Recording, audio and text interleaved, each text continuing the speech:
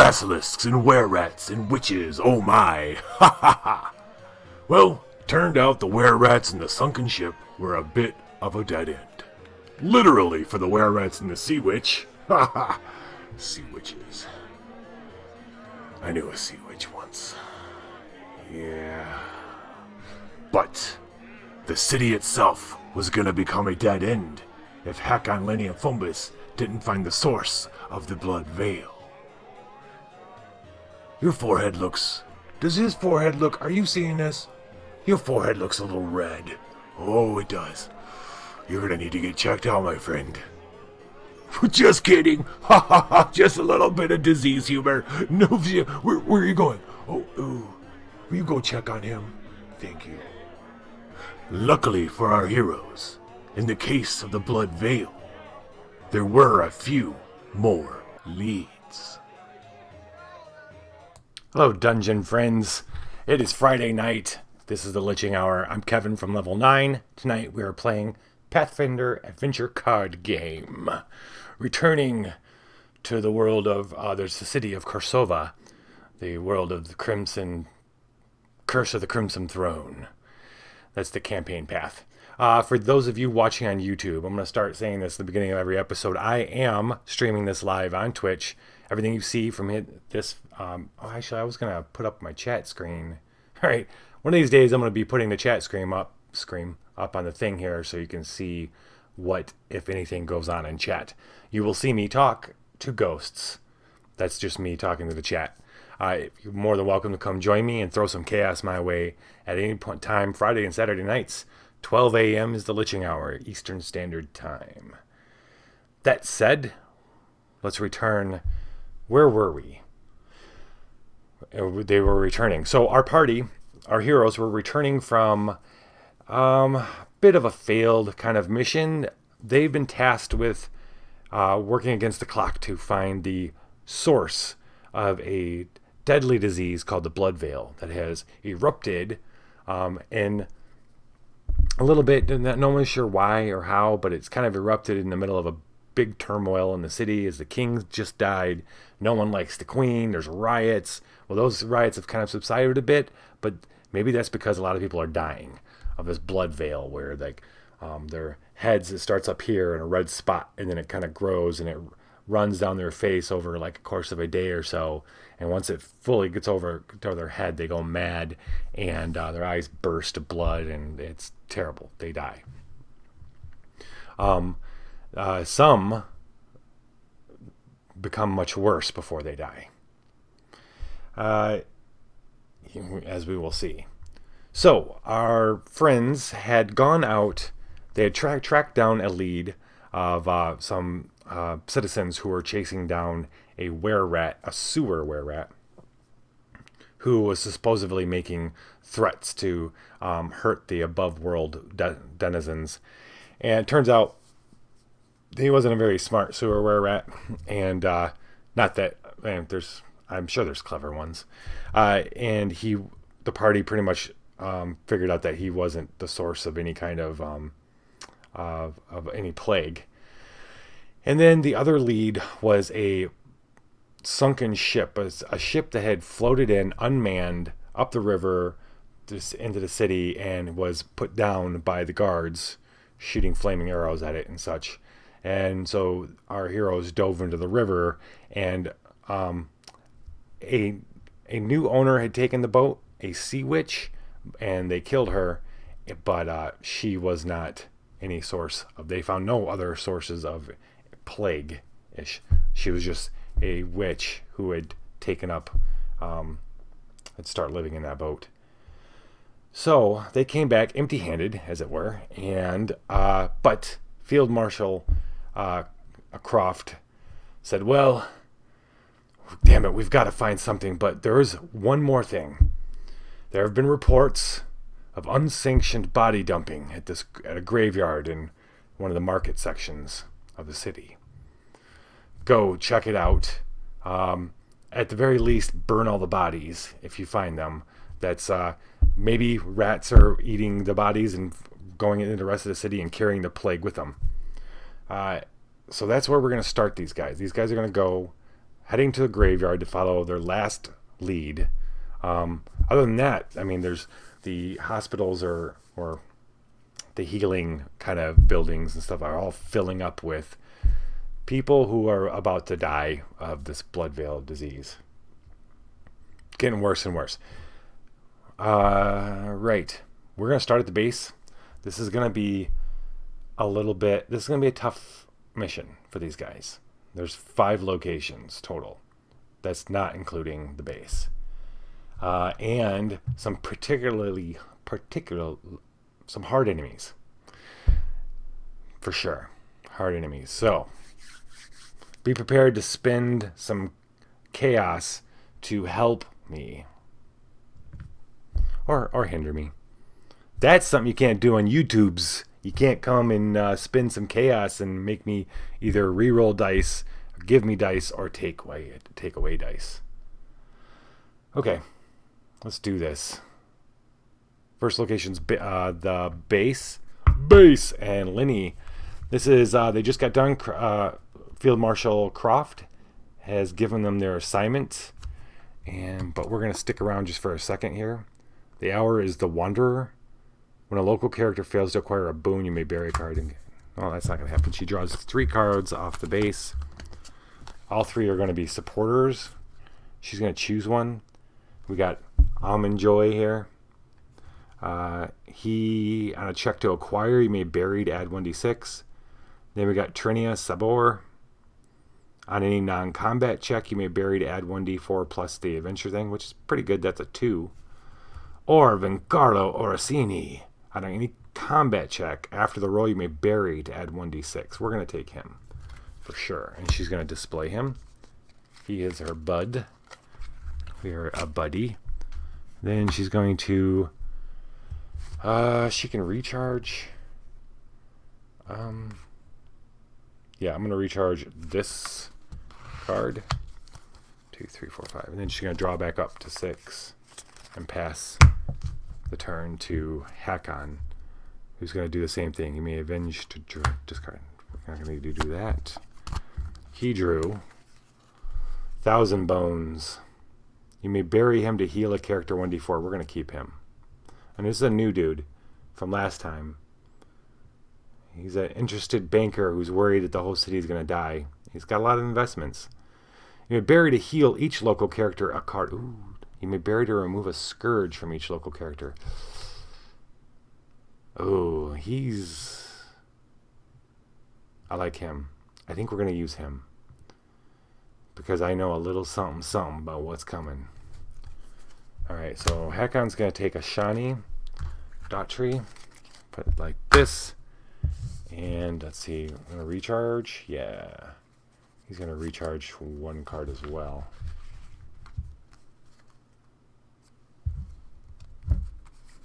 Should be in his hand. And then he's going to draw 1. Oh, okay.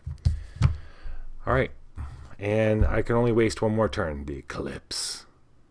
On your intelligence wisdom checks, yeah, I don't need to do that. Fumbus is going to go shopping for friends as well. 1, 2, 3. Those of you who are not familiar with the way the mechanic works, you have a base. We acquire supporters over time. And they go in the base, and then you can go and draw them. But you can also heal at the base. Heal scourges. No, you can't heal. Oh, yeah, you can heal a card.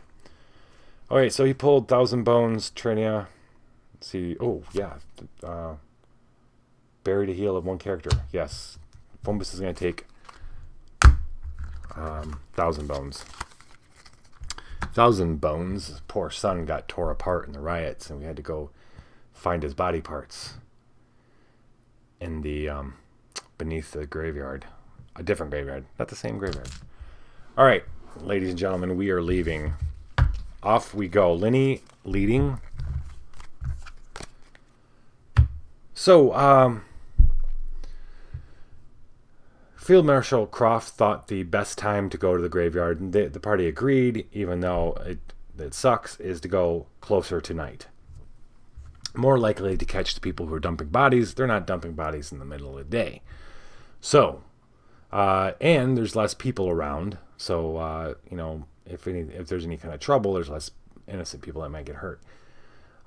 Winding their way through the streets, they come to where they were told the graveyard is, and the graveyard is actually situated. It's an old graveyard, and on all four sides, shops and have been built up around it. There's in between the alleys, you can get back there. There's a path that goes around the graveyard. And it's a substantially big one, but there's not a huge amount of mausoleums. Maybe one or two little mausoleums, and but it's shouldered and surrounded by these the back ends of the shop, the back doors of the shops. So they come winding through this, coming into the back here and enter the graveyard, and it is, I'd say, just past dusk, early evening. Sands of the hour. There's no effect at the graveyard. At this location, monsters you encounter gain the undead trait and are immune to mental and poison. Basically, every monster we meet here is going to be undead. All right. This is Lenny. Let's see what's Lenny got in her hand. Lenny has the Teamster. That's her Harrow blessing. Harrow blessing. Hide armor. Drugami. Cat. Divine Insight. That's for helping defeat barriers. And the Harrow deck, which she can choose to use right now if she wants. Recharge to examine the top 3 cards of any character's deck and return them in any order. I'm going to hold on to this because I might use it on myself. I can also banish. That's a recharge, which is nice. I can also banish it to examine the top 3 cards of any location and return them in any order. But I don't want to do that. I think I know how I want to use that card. Okay. Let's see what the first card is. Haughty Nobles. If you are in an urban location, the difficulty to defeat is increased by 4. Okay.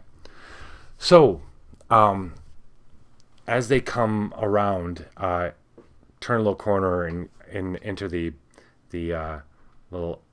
graveyard tucked behind these buildings. I was thinking of a word like oasis, the little oasis of death. They hear loud singing, and when they come around, sure enough, there's these. Look, they're older. They're not even kids. They look like they've stopped to sing a chorus or two in front of the gate of the cemetery. Loud, drunk, spittle flying everywhere. They got a flag in, and Lenny squints. And before Hakon can say anything, she walks up to him, and she's fuming and looking at them. I don't understand. I can't speak. Whatever you are, what is she? What is this? Little person. Little thing. Look at her. She's adorable. Ha ha ha. He's about to lose that hand, too. Where's my, I want to do this. No? Do that? Yes.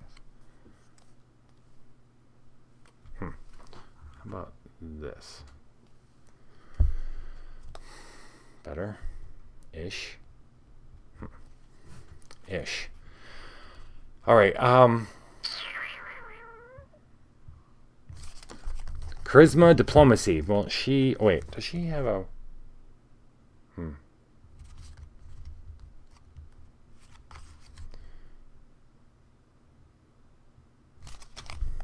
If undefeated, bury either an ally or a random boon. If defeated, you may summon and encounter a new boon of any type. Okay. Alright, so it's 10 plus 2 is 12. She's got to get a 12 in order to get past these guys. She doesn't have charisma and diplomacy. This is going to be pretty tough. But what she does have is a spell called Divine Insight. On any check to defeat a barrier, banish to add 2d6. Charisma and diplomacy. Her charisma is a d6, so we're rolling 3d6. What else can she do to ensure that maybe she's going to do this? Does anybody else have something like a blessing.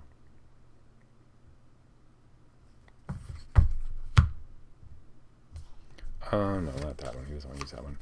Hakon is going to bless her. All right. Let's see. That's blessing is another d6. 4, 7, 8, 9, 10, 11, 12. Okie dokie. So,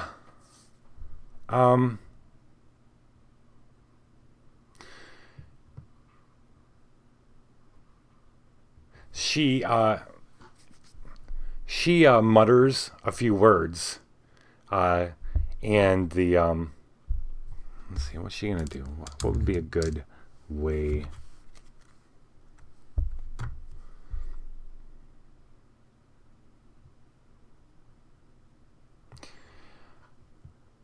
Without it doesn't even appear that they can't track that she moves. Lenny's very quick. She mutters a few words to get kind of an idea of what she should do here. Asks the divine nature of the animal kingdom, and their wine bags kind of like jump out at her very quickly. She slices one. She goes up to one of the men, and they're laughing. They're pointing at, they're going at each other, and she slices one's wine bag. And when they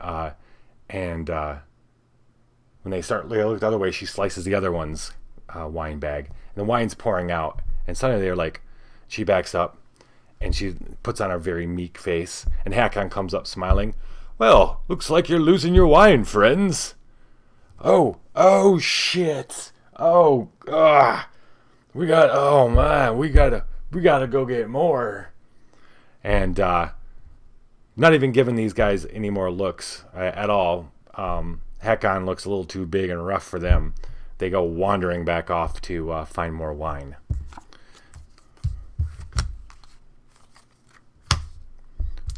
All right, and then she's got to make a divine check in order to keep the spell. 7 plus 3, that's 10. Yep. Recharge it. If defeated, you may summon and encounter a new boon of any type. All right. Any type. What should we get? How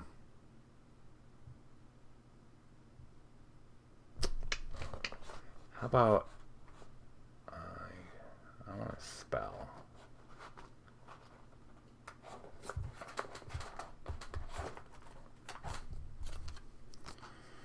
Disable mechanism. I haven't seen that one before. When you encounter a construct, luck, or trap bane, banish to evade it. Alright, she needs a d10. She needs 10. 8 plus 3 is 11. So, as they're leaving, she sees a scroll sticking out of one guy's pocket. She just kind of deftly takes it. And as they leave, she looks at it and reads it and discerns that it's some sort of... it is a spell. It's a spell, which is interesting. For opening doors. Seems they might have been a little bit of thieves. She doesn't feel so bad for taking it. 1, 2, 3, 4, 5, 6. She's got 6 cards. These guys are gone. Oh, they were undead. No, they weren't undead. They're a barrier. Good. We didn't misplay that. She's going to play her hero card, which she can heal an ally. 1 card. I'm going to heal Hakon's blessing.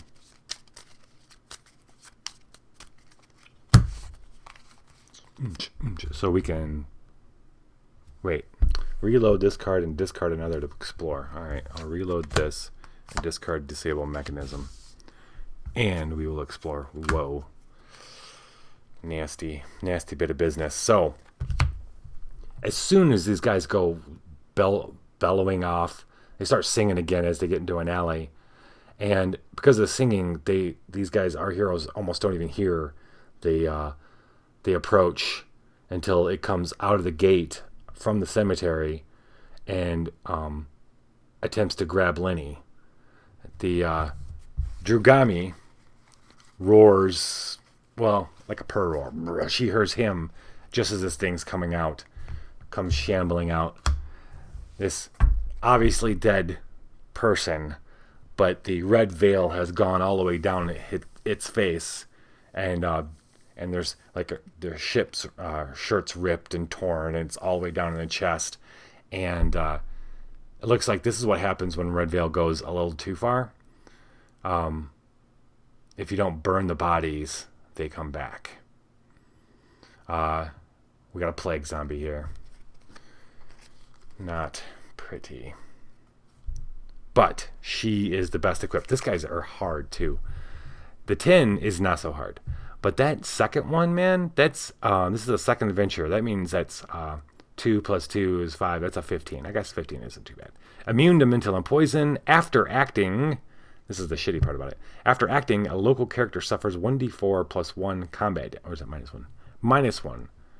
A local character, like anybody, if undefeated, each local character must succeed or suffer the Scourge Plague. What's cool about them, though, is the then, combat and then do that is we can pick other people to do it if we need. But she's pretty good. Actually, Hakon goes, "Look out!" Hakon sees it. He hears Drugami, and he sees it coming, and he whips out his elven curved blade and goes to slice it. Slice and dice. He gets a d10, another d10. He's going to be plus 2. And on a local check against the monster, you may bury a card from your hand or discard it. Alright, I'm going to discard the battle axe to add his diplomacy, which is a d8. d8 plus 2. 4. It's plus 4. 4, 7, 15, 16. Maybe this won't be so bad. He steps, look out! He steps up, he slices its arm, which falls off, plop, with a wet plop. But the momentum of this thing's already kind of carrying it forward, and it's bearing down on Lenny with all of it now. It's all its body. Okay, so that was a recharge.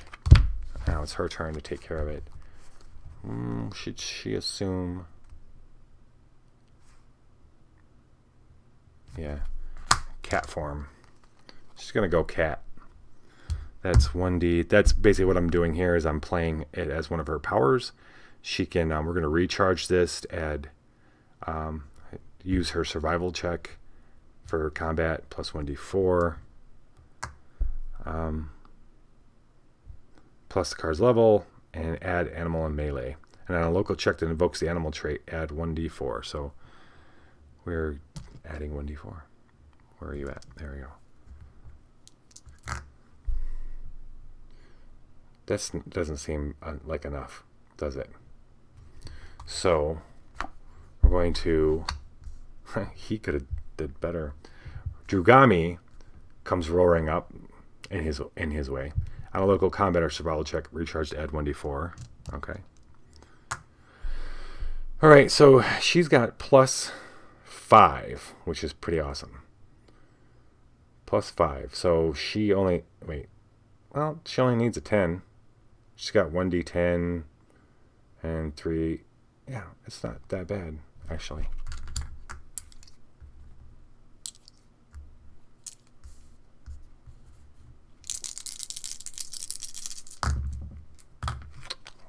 That was a 10.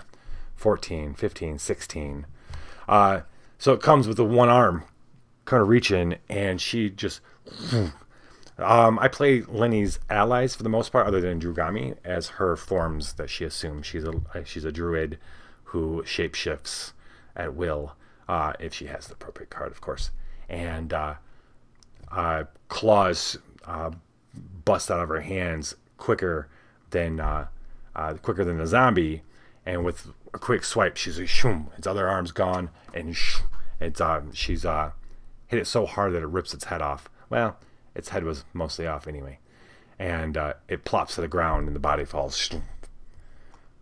Oh, that's the cool thing about this dude is if that would have went wrong, after the roll, I can bury him to roll 1d6, and that's cool.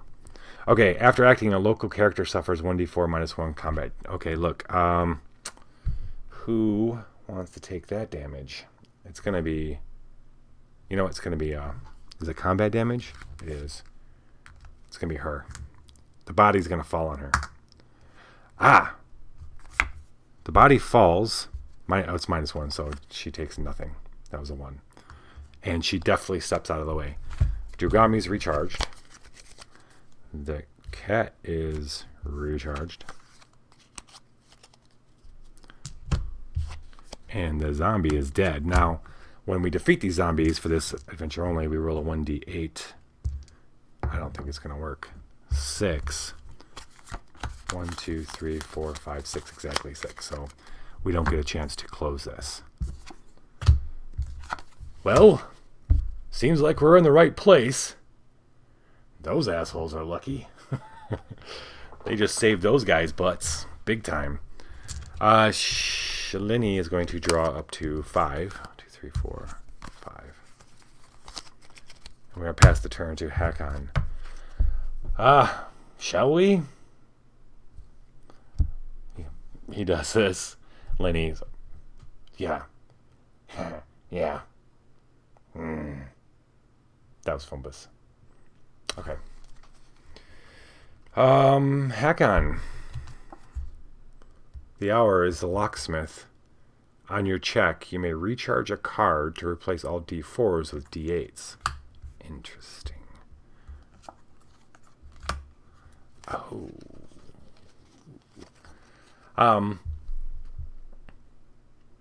Hakon strides into the cemetery, the graveyard, with Lenny and Fumbus close behind. As he's walking, he can already tell, like, all right, well, we killed a zombie, so this is not the best place, not the safest place in the world, but it just feels wrong, too. Like, more wrong than it. He's been in lots of graveyards in his life. Usually they're peaceful places. In his homeland, you never find ghosts and shit like that. They keep their graveyards clean. Here, though, it seems like something's spoiled, and when he looks over at one side and it's darker than it should be, and he looks around and then he realizes that it was much darker. And when he looks, he could swear that the darkness had moved. So he does it again, and sure enough, it had moved, and it was right off the path to his right. And it starts coming together into like a person. Now he can when he looks away and looks back, it looks like there's somebody standing behind a gravestone. He stops and he points, "Do you see that?" And it strikes. Immune to mental poison, it's undead. If the check to defeat does not have the magic trait, this monster is undefeated. Oh boy, ladies and gentlemen, we need the magic trait. We need the magic trait. Enchant weapon would be good right now.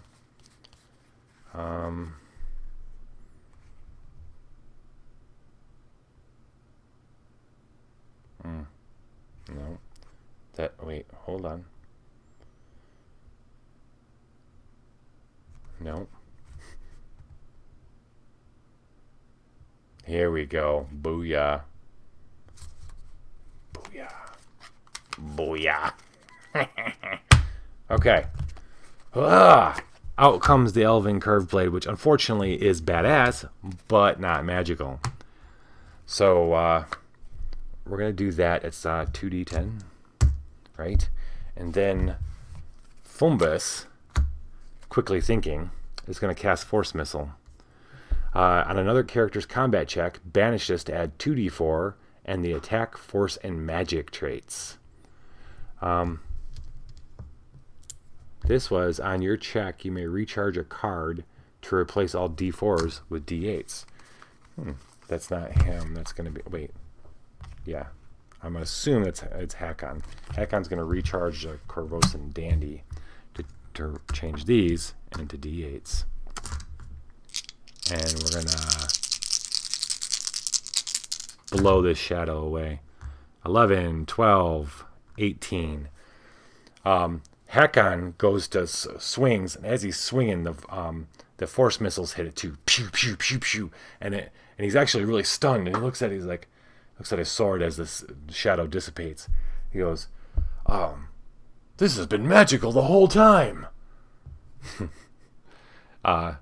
Fumbus snickers. And Lenny rolls her eyes. He's like, what do you think I had to do? Did I say something? I didn't say anything. I went, maybe that's it. Nothing happens. Maybe it's only when it's shadows. He starts thinking about the ballad of his elvish curve blade and how it kills shadows. Shadowbane, he'll call it. Yes. Fumbus can't stop giggling. And he's not going to tell. He needs to... We need to roll what? Arcane 6. That's D8 plus 1. He did not recharge it. He did discard it though. Oh, wait a minute. No, he's not even... Oh, that sucks. Because he's not proficient in these. So he loses it. I don't want to lose it. Don't wanna. Can I add nothing? I can't do anything. Right. How's that combat check? Does he have a card that he can discard too? Wait a minute. During recovery, when you would banish an alchemical boon or arcane attack spell, you may discard it instead. Okay, that's why I wasn't worried. Okay, he just automatically discards it. Righto. This goes back in the hand. The shadow is no more. And we have a magic elven curve blade. Hakon is going to... He's going to draw back up to 5. 1, 2, 3, 4, 5. We're going to pass that turn to Fumbi. Deserves it. Abadar's Law. On your check to close or to guard, add 1d4. Let's check out Fumbus's hand, shall we? Acid Burst, nice. Smoke Bomb, nice. Flaming Shortbow, nice. Venomous Hand Crossbow, nice. And Acid Flask. He is ready for capital W-A-R. Let's do it. Oh, he's going to need it too. Pixie Gang. This is new. And they're undead too. On the check to defeat, add the number of other local characters. If defeated by at least 4 or undefeated, each local character gives a random card to a random other local character. So, as Fumbus is giggling, he hears something like a very angry bug, and then he turns just in time to duck as this little creature about this big comes flying by. He looks at it, it's in the shadows, and he hears a tinkling, but like a scrapey tinkling. It's like Tinkerbell, but it's scraping on rusty something instead of a tinkle. It's like he just hears it, and all of a sudden he hears a bunch of it, and these little figures pop up around the tombstones. Hakon's like, huh? You hear that? And they come swirling around them all. And one comes up really close to Fumbus and is like, ah! And he can see that it's he's seen pixies before. But these guys, they look long dead, and they even have the blood veil, little blood veil faces.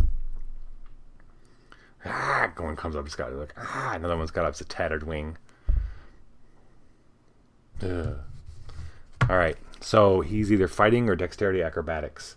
Let's see. Dexterity is D10 plus 2. No. Dexterity be D10 plus 1. He needs a 10. Not so good. He's ready for war, not jumping around. So let's war, shall we? 13. Okay. Should we acid burst them? Or are we flaming short bow them? Let's flaming short bow them. I think that's our best bet. All right. His stealth is dexterity is D10 plus D6 plus D4. And then he's going to have plus 2. So he needs 11 on 10, 16, 24.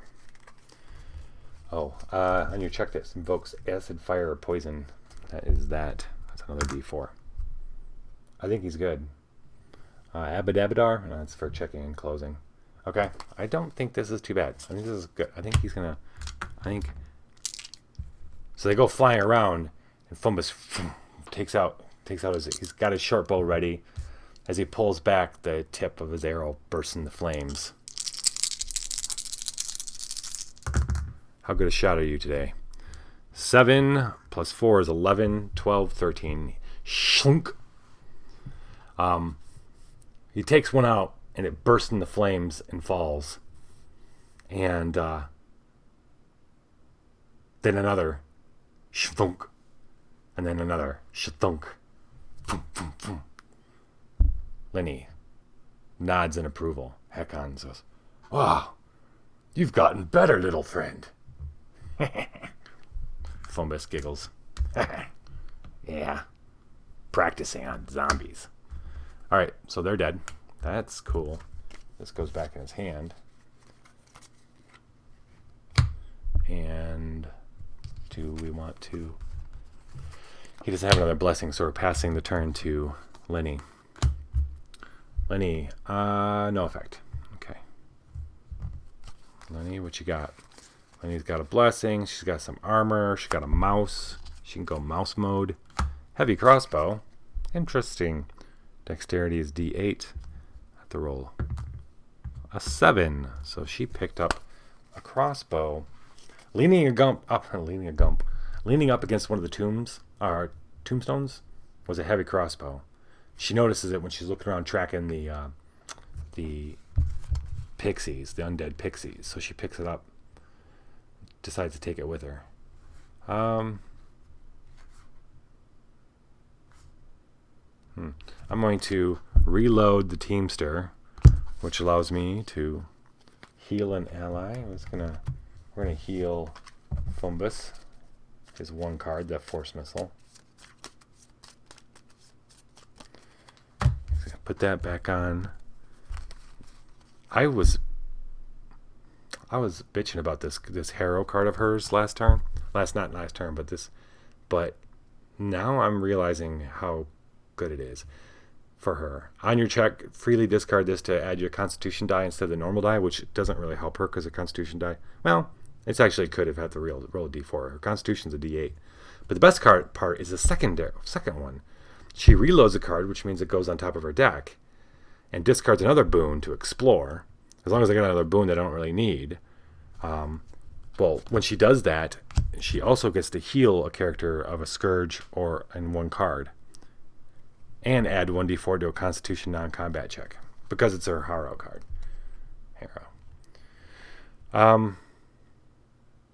Yeah, so it's like rinse and repeat.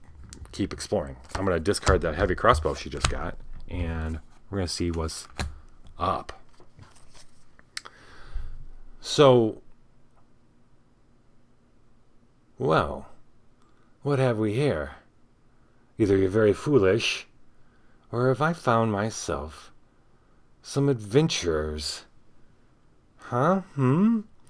And out from behind one of the little mausoleums, a figure. And at first Hakon's like, "Oh shit, another shadow." He says, another shadow. Thunder Chicken, thanks for the hosting, if you're around. Oh no, and she steps out. It's like a shadow with 2 glowing red eyes, but then she steps a little further, and Lenny hisses. They can feel She's very pale, very white, very, very eyes bleeding. She does not have the blood veil. She's looking at him and she goes, oh, and you're not. You're clean. Yes. Yes. Oh, I'm so tired of this filthy blood. Okay. What do we do to defeat a vampire? Okay. So, either 2 combats or a combat and divine. While acting, before any character plays a card, that character recharges a card. If undefeated, we don't plan on being undefeated. Okay, so divine, Lenny might be able to turn her. She actually got a good chance. Alright, this is Lenny's turn. I think Hakon's gonna go first, though. I think he's going to charge into fray and attempt to use his force missile, Elvish Curve Blade. Shadow enough. Do you think my sword will work on her? He says to Lenny, and Lenny looks and goes. He looks at Fumbus, and Fumbus goes, yeah. Huh, all right. And Hakon goes, he's a lot more subtle than this. Hakon's not a dummy. He walks up, saunters up. Not very often you find beautiful women out here in the graveyards. And the vampire looks at him funny. It's like, well, thank you. And he charges with his sword.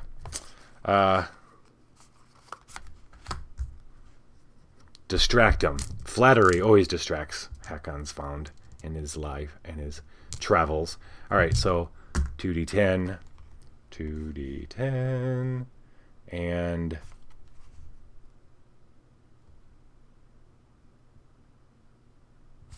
okay, they're immune to mental and poison, so I'm not going to worry about that.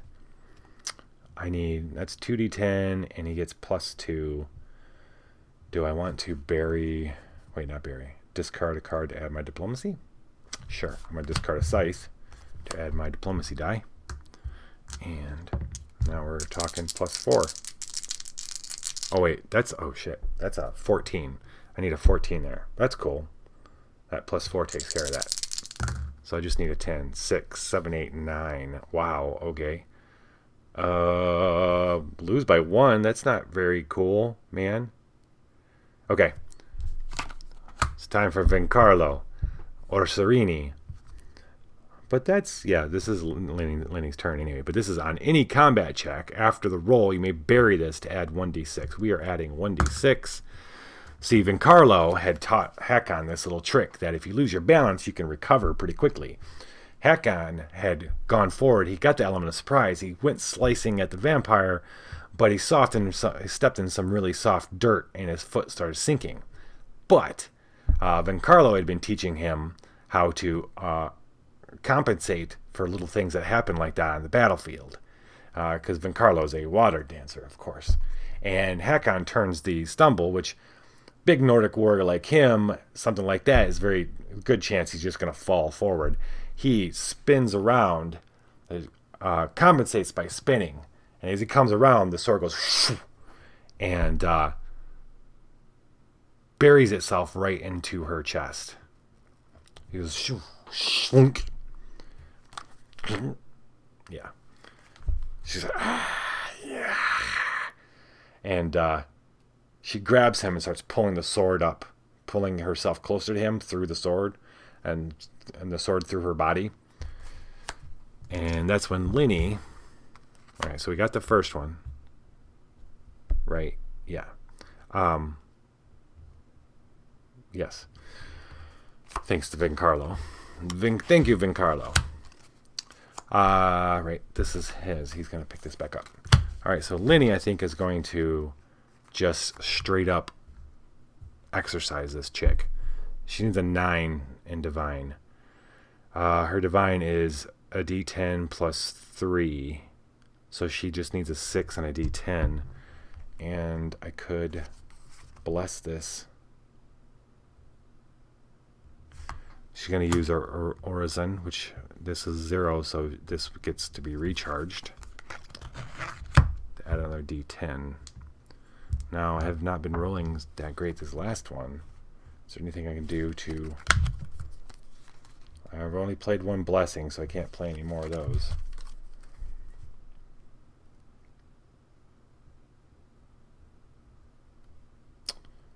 Oh, he's not proficient.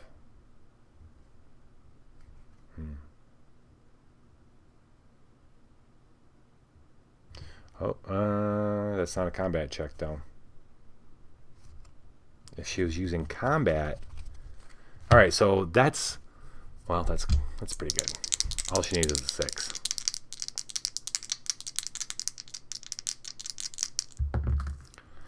And she got 12. So, Lenny... so that vampire's pulling herself to heck and... it's moving up the sword. He's never seen that before. But suddenly, Lenny's there. And she says some words that Hakon can't quite hear. And her hand starts glowing. And the vampire catches that and starts screaming. Starts pushing away from Hakon, trying to get off the sword. And Lenny just sticks her hand in the wound. Yeah, okay, so the vampire pushes itself off the sword the other way to get away. But the moment she does that, Lenny sticks her glowing fist inside of her. And the glow just kind of starts cascading through her body. It's just rippling through, up and down, all around. She's screaming. The light shoots out of her mouth and dissolves. That's like acid and gore. No, not acid. Ashes and gore. That's the sound I was making just now. Yeah, I heard that somewhere. Ashes and gore. Yeah. All right. If undefeated, no, we defeated you. Let's see. Graveyard. To close this, shuffle a new undead monster. And no. To close the guard, summon and defeat the Storybane zombie minion. While the vampire is screeching, they see zombies. They hear a door open to the just outside the graveyard to their right, say to the east, and out of this store door, these zombies come, like 3 of them, and come and falling over the fence and getting up and coming at them. They're taking their time, but we prepare for them. All right, so this is another 2-parter, so we can split it up. 9 and 11. I think Hakon can take care of the 9. The Elven clear. He's still wondering. He's like, okay, well, when he sliced her, he had gone ha and stuck it in her. I was hoping that he was going to expecting and hoping that magic was going to erupt and kill her. So he was a bit surprised when it didn't happen, and the vampire started pulling herself up to him. This time he knows it's not going to happen. He doesn't think, but he's going to go anyway every time he hits one of these zombies. So he strikes out. He needs 9. I just gotta straight up remember he's got a +4. He needs a 5. 10 and 5 is 15. Off goes one's head. No, it's chopped off one's head and pointed at the other, hoping that the bolts of something would shoot out of his sword and get to the other zombie, and nothing happened. Damn it. The other 2 zombies are kind of clumped together and coming at Fumbus. Oh, wait. It has to be Lenny. Has to be the Lenny.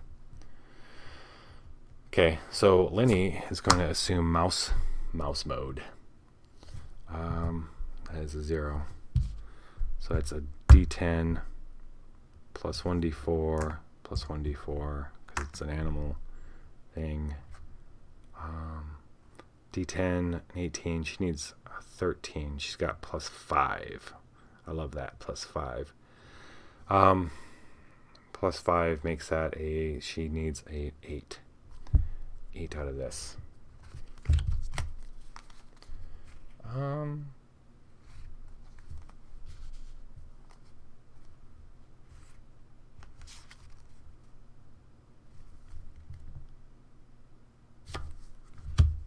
He's going to...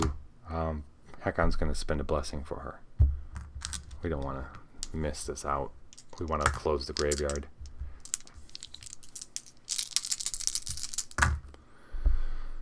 Nine, 13, 6, 15, 18. Got him. She turns into a mouse, but not just any mouse. It's a dire mouse. It's a very large mouse. And but the thing about the mouse is it's tough. There's a lot of fur, and it's tough to get I can get a handle on it, but it's tough to get a bite down on it. And she's able to bite a little better and faster than they are, and bites off both their heads.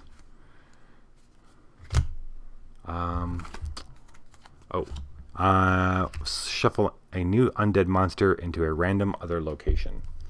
A random new undead monster? Okay. So I guess I'm gonna have to look at it.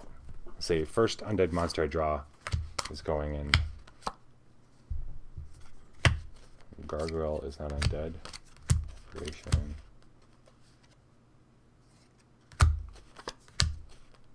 There we go.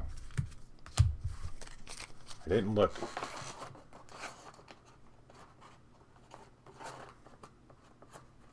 Oh, there are the monsters.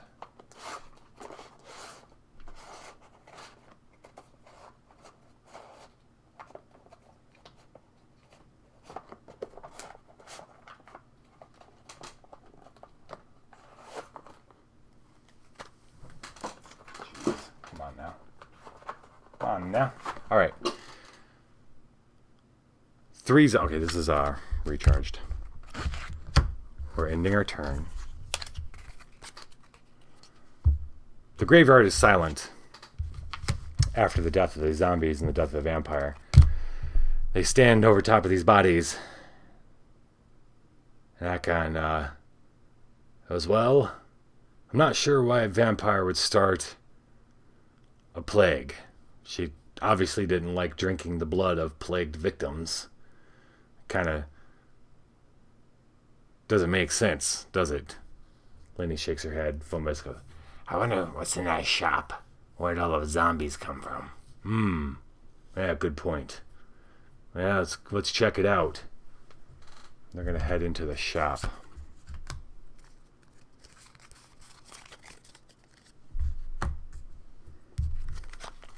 That was Lenny's turn. She's gonna draw back up to 5, 4, 5. Picks up the Teamster. See what I'm saying? See? Fix this. It is going to be Hakon's turn. No effect during this hour. The shop. At this location, when you fail to acquire a boon, you may shuffle it into the location. Okay. All right.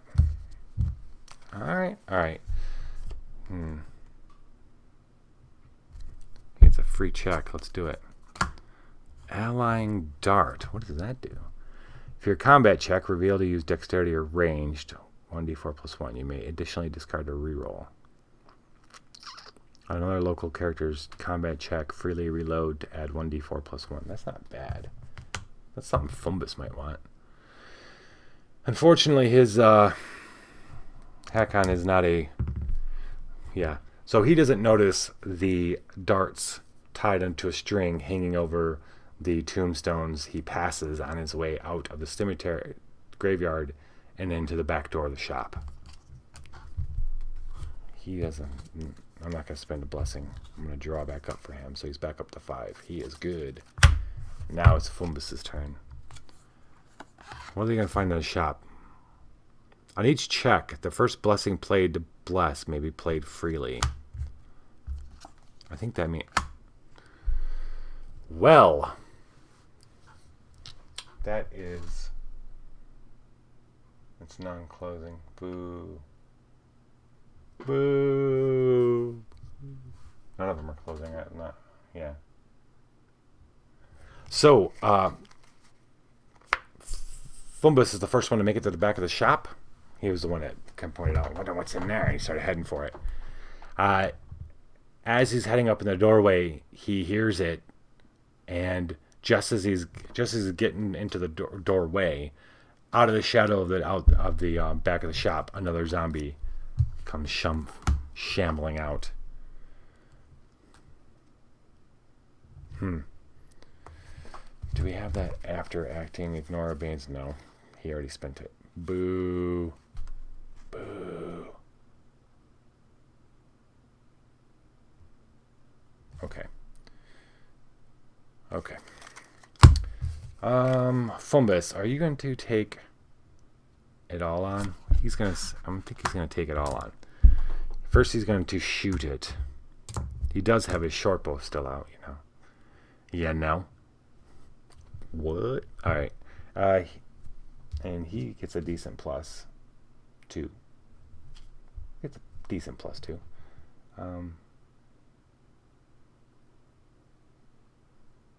You got right. And then he's going to recharge an alchemical item to add the fire trait for a D4. Do I want to do that? Yes, a D4. And then because he added that, invoked that, he gets to add a D6. All right, so all he needs is 8 on these dice.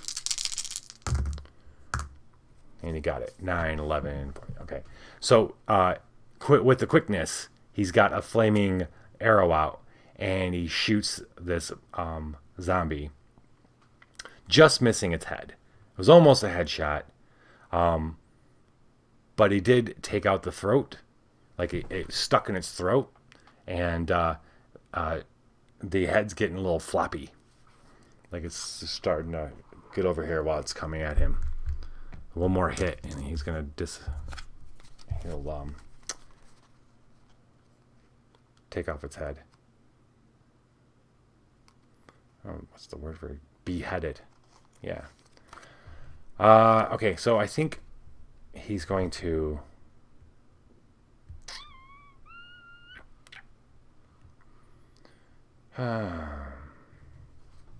Do I want to do that?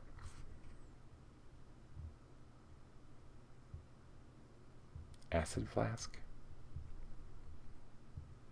Or acid burst? Well, one is going to be D8 plus 2D4. And I need a 15. I could add a bunch of stuff. Or I just do Flaming Shortbow again. I mean, he's good at it. And I can discard a bunch of crap. No, this is go. That's decisions, man. I think he's gonna acid. Yeah, I think he's gonna do that. So it says, oh yeah, because it uses his dexterity. That's awesome. So it's a D10. Oh, we could use craft though. Craft is D8 plus 3. Or D10 plus 2. Okay, I guess D10 plus 2 is better. Plus 2D6. That's nice. We're invoking the acid trait, so that's going to be another D6. And then if I want, I can recharge an alchemical or attack card. I have Acid Burst, which is an attack card spell. Recharge that to add another D4.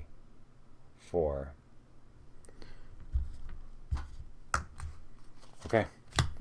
That is a +2. So I need 13 on these dice. Or rather, Fumbus does. I'm not too worried about him. Really, I'm not. Maybe I should have been. 8, 9, 10, 11, 12, 13. Wow. Ooh. Just barely, dudes. Dudes and dudettes. Dudes. Just all dudes. 13. What I mean is call everybody dude. That's what I mean by that. Everybody's a dude. It's just enough. After acting, though, we're going to roll for him. He's going to take the damage. The possible damage +1. Ah! It falls. So he shoots it in the throat, and then he jumps back and throws an acid bomb at it. The acid eats away the chest and the throat, and the bottom of the jaw, and the head falls, and then it rolls at him, and it's like, arr, arr, arr, arr.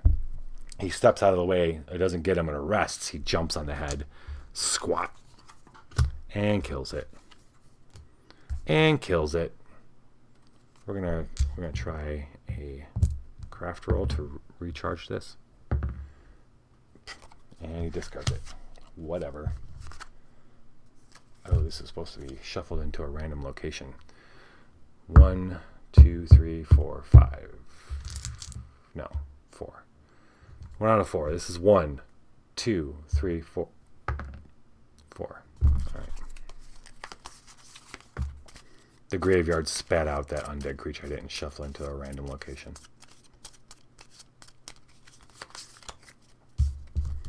All right. Let's tidy up my board here. He stands at the door a little bit longer. Well, actually, you know what? He's going to not go ahead.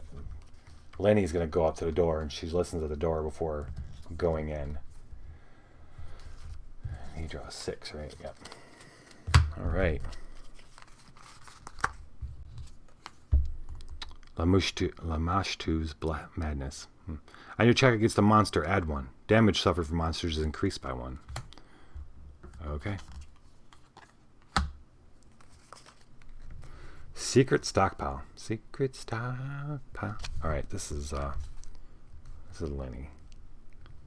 Nobody really needs to be healed just yet. So what she can do, dexterity disable. She has neither. She can do wisdom, perception. Oh, she got pretty decent perception. D10 plus 4. All she needs is 7 on a D10. Is there anything she can do to make that a little bit, sweeten that pot a little bit? Just a little bit. No, she doesn't.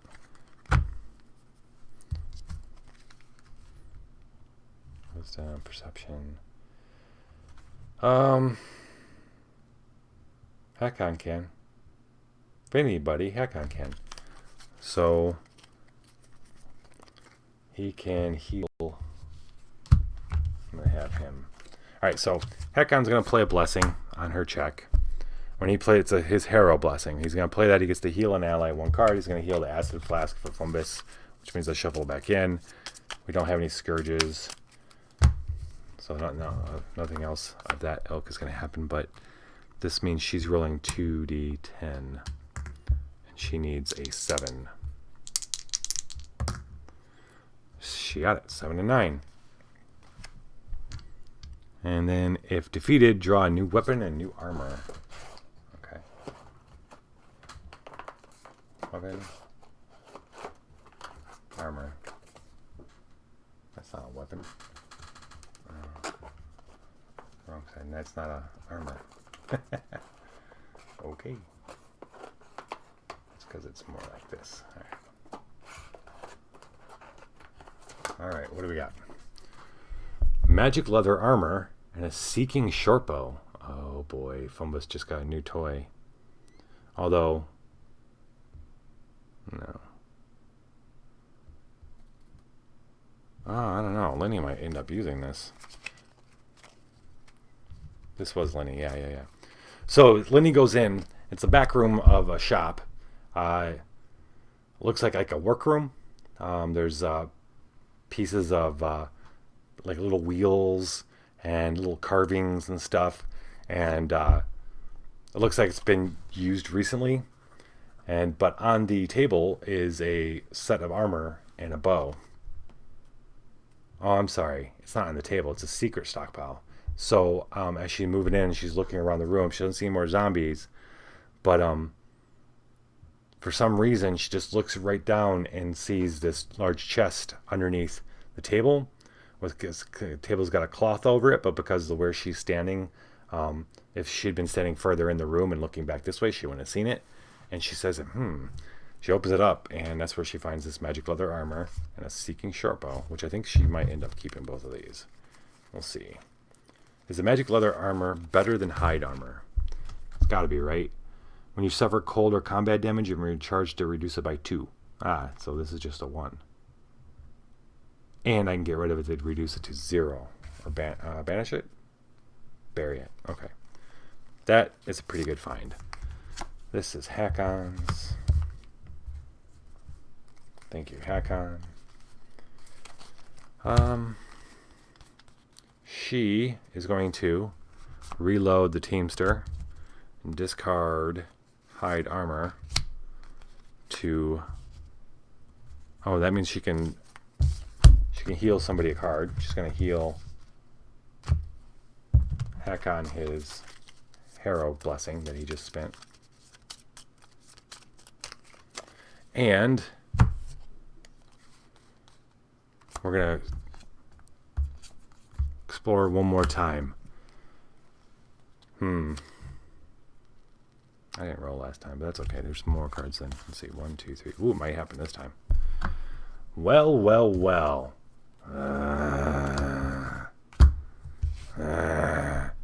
The other two come in. As they come in through the doors that lead out to the main part of the store, another zombie comes shuffling out. Blah. It seems this store is just rife with zombies. Why don't we give this short bow a chance? It's magic, it's piercing. Alright, let's give it a shot. Can she use survival? That'd be so awesome if she could use survival. Dexterity and range. So this would be a D8 plus a D6 plus 1.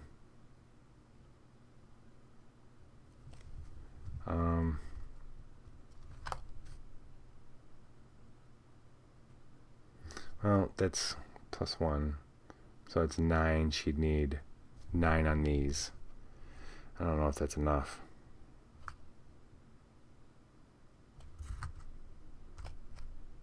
So I think I'd rather use it as a discard.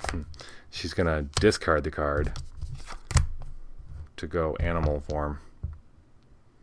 And that's a D10 plus a D4 plus a D4 plus 5. So that's she only needs a 5 on those.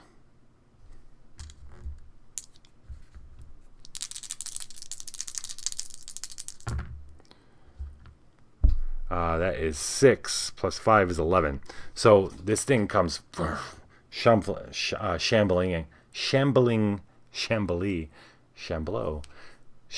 in. She turns, doesn't even stop a beat. She jumps on the table, changes into like a mountain lion, and jumps right on its chest, pushes it back through the door, and lands on its chest. Lands it on its back, and she's on its chest, just outside the inside the next part of the store. McTeddy, oh, that's all good. Lurk it up. Lurking is fine. It's I'm replaying for everybody watching. I'm replaying the episode anyway, McTeddy. I told you I might do that. I got me a new camera because the last one kind of took a dump on me, which is terrible. R.I.P. And then I was playing wrong a little bit, so I decided to do it over. Plague zombie. Yeah. So she's on its chest. She's gonna rip it a new one right now. She's going full dog on it. Her idea is to sink her fangs into its throat and rip its throat out to disconnect the head from the body. And she's got to be careful not to swallow too much of its blood. Okay, so that's going to be D10 again. 2D4. What else can she do? We need a blessing over here, ladies and gentlemen. It's a 15 she needs. Well, a 10, sorry. She's got plus 5. She's the best one for tearing out plague zombies' throats.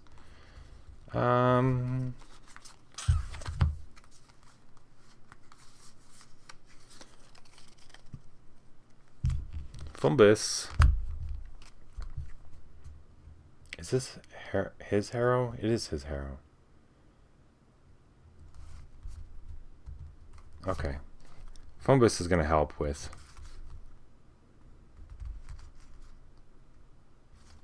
Yes? Yes. He's going to help with a blessing. He's going to discard that to bless. Get another d10 here. And then, because of that, he gets to heal an ally.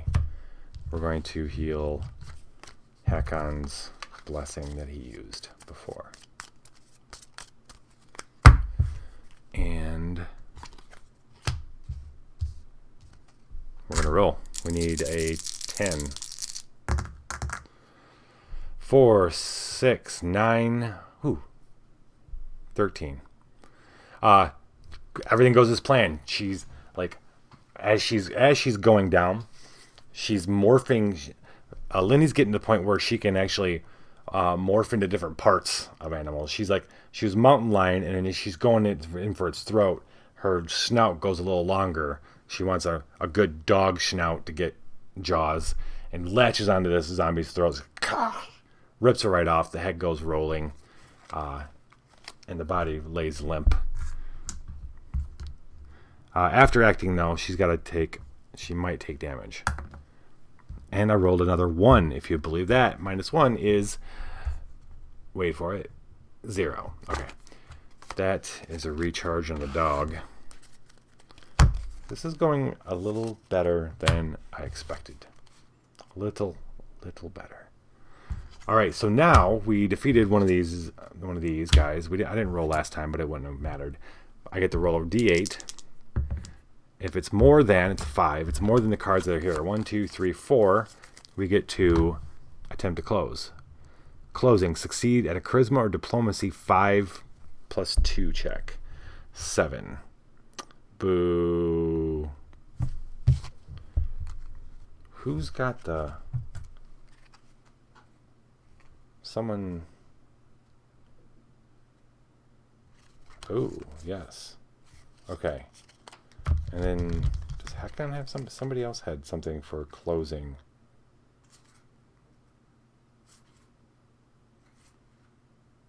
No, he is absolutely... He cannot. Okay, so this is a charisma or diplomacy. Her charisma is d6. Okay. Fumbus is going to use the Boots of Friendly Terrain. On a local check at a wild location or a local check to close or to guard, recharge to add 1d8. Excellent. I sure will.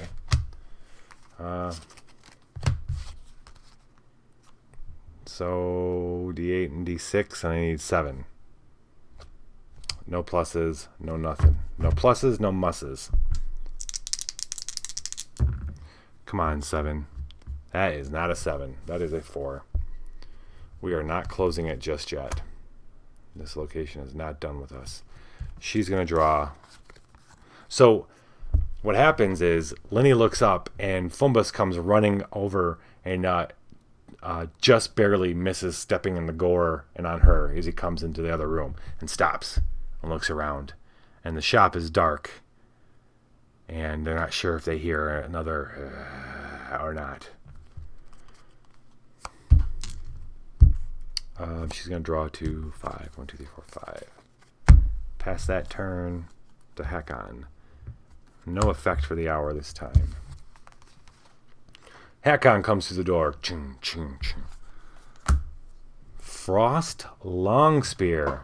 That's actually make a pretty cool name. What's your name, friend? Frost Longspear.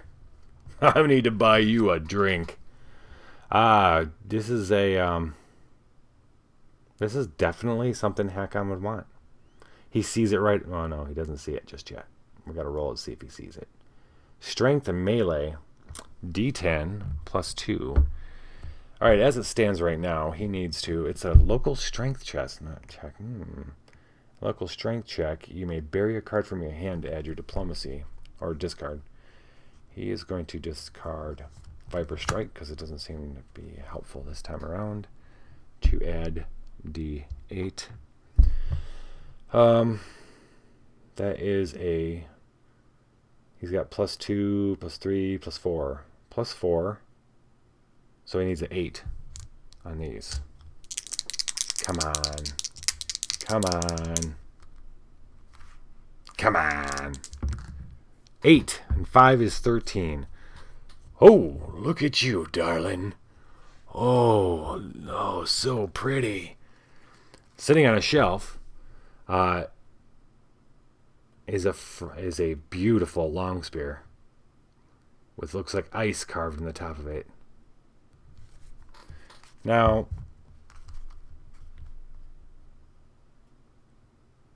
he's not one for stealing. It's not like on a shelf. When they look around, what's on the shelves are what look to be toys, children's toys. This is sticking out, is embedded in one of the shelves. There's must have been some kind of like battle here, and so he takes that out. And I mean, if you leave your weapon, that's up for anybody to take. Man, we're gonna have to. Okay, he's gonna draw 2, 3, 4, 5. Now it's Fumbas. On your check, if no boons are played, it is blessed. Okay. Revitalize. I like it. Wisdom divine. His wisdom is a D4, but it's going to be blessed.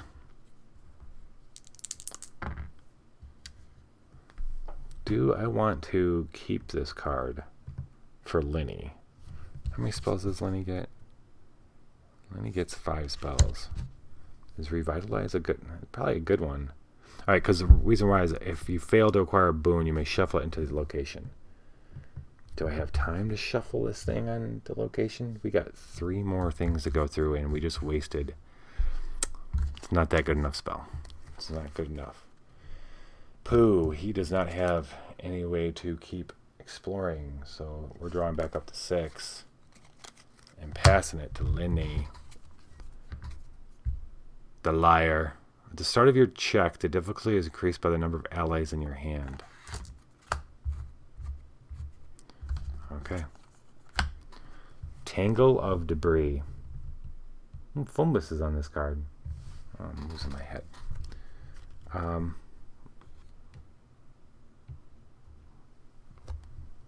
There. I hate losing my head. Tangle of Debris. If undefeated. Well, we're going to get Scourges. Ooh, this is, this is Lenny, right? Yeah. It's Lenny. Because he just passed on Revitalize. Or messed on it. So, Lenny, not giving a shit about what's on the shelf and stuff, wants to find out what else is going on in the in the shop. And she goes, and there's just past the first set of shelves, there's shelves that are on the ground, like have fallen, and kind of a pile in the middle of the store. The smell of dead. She sees like weapons in the ground, weapons that look like they were pulled out of bodies. She wants to crawl up on this thing. She needs, her survival is, well, she's got +5. So she just got to not roll a 1 on D10. And she'll be okay. And roll the 10. She climbs right up on top of that to see what's going on. And let's see. I want her to see what's going on. We're going to, no. Yes. Teamster. Going to reload that. Discard this. And explore again. Although she's not the one oh, it doesn't matter. She doesn't have to. Intelligence and Arcane. Intelligence is D6. She did not get the vision.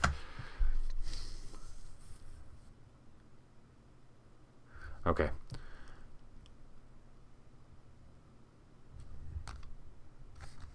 All right, she did not get the vision. But there's no one else in the store. And Hakon comes up from behind. He goes, looks like there was a battle in here. Probably during the riots. Somebody had the plague. They all got it, and they all died, and they all came back together, and that's what caused that little outbreak. Lenny looks down at him and goes, should have thought of that, she thinks. Just then. Is it time? Maybe.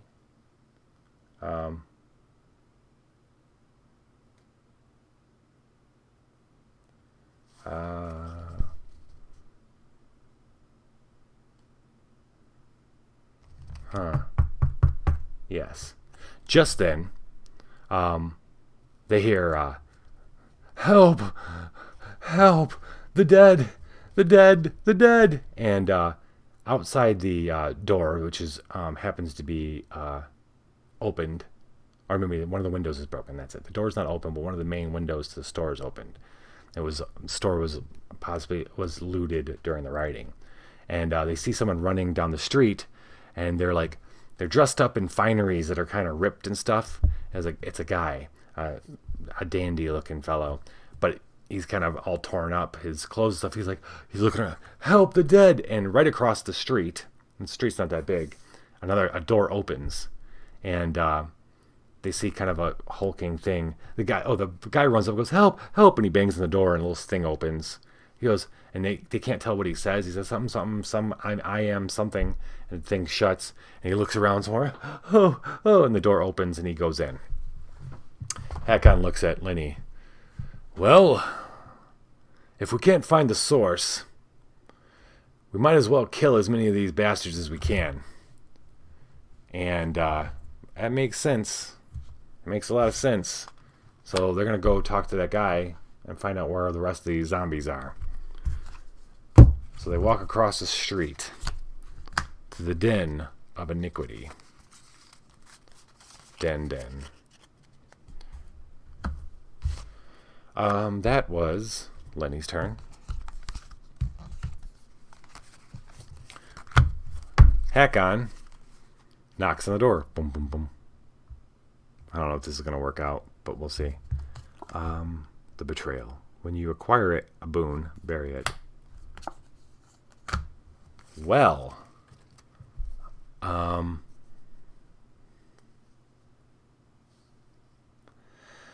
he goes to open the door. He goes to bang on the door, but he hears, just as he's about to knock, he hears a, and moving down the street, he looks to moving down the street, apparently following that one dude, is a much larger and faster moving zombie. It's booking, and it's booking right for him. Immune to cold, electricity, mental. Combat is a 15. Well, at least nothing happens. Like, everybody gets the plague if you lose to this guy. Dewey. Use the Frost Long Spear. I think so. Well, he's immune to cold. Never mind. I'm going to use the Elven Curved Blade and hope that it fires off its magic. 2d10. 2d10.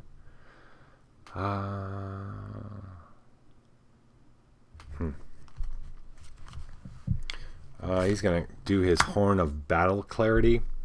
You can recharge it to add 1d8.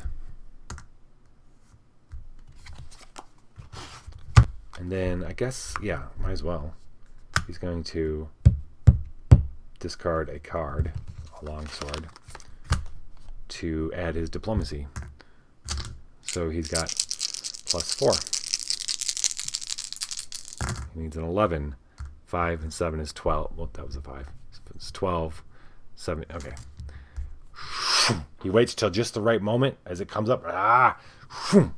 And sure enough, his Elven Curved Blade cuts through 2 wrists and a neck. Unfortunately, though, it doesn't shoot force magic missiles out of it. He didn't really expect it to. He's still a little bit, disappointed. Just a tiny bit. He wouldn't admit it to anybody else. But he's a little disappointed that it didn't shoot any magic stuff out of it. But the Guardian Zombie is quite dead. He's going to cast Magic Eye before he ends his turn. I think I can do that. Banish to examine the top 3 cards of your location. 1, 2, 3. We're going to examine. This is the first turn. A Ring of Protection. Ooh. A Barghest. Oh. And a Mace.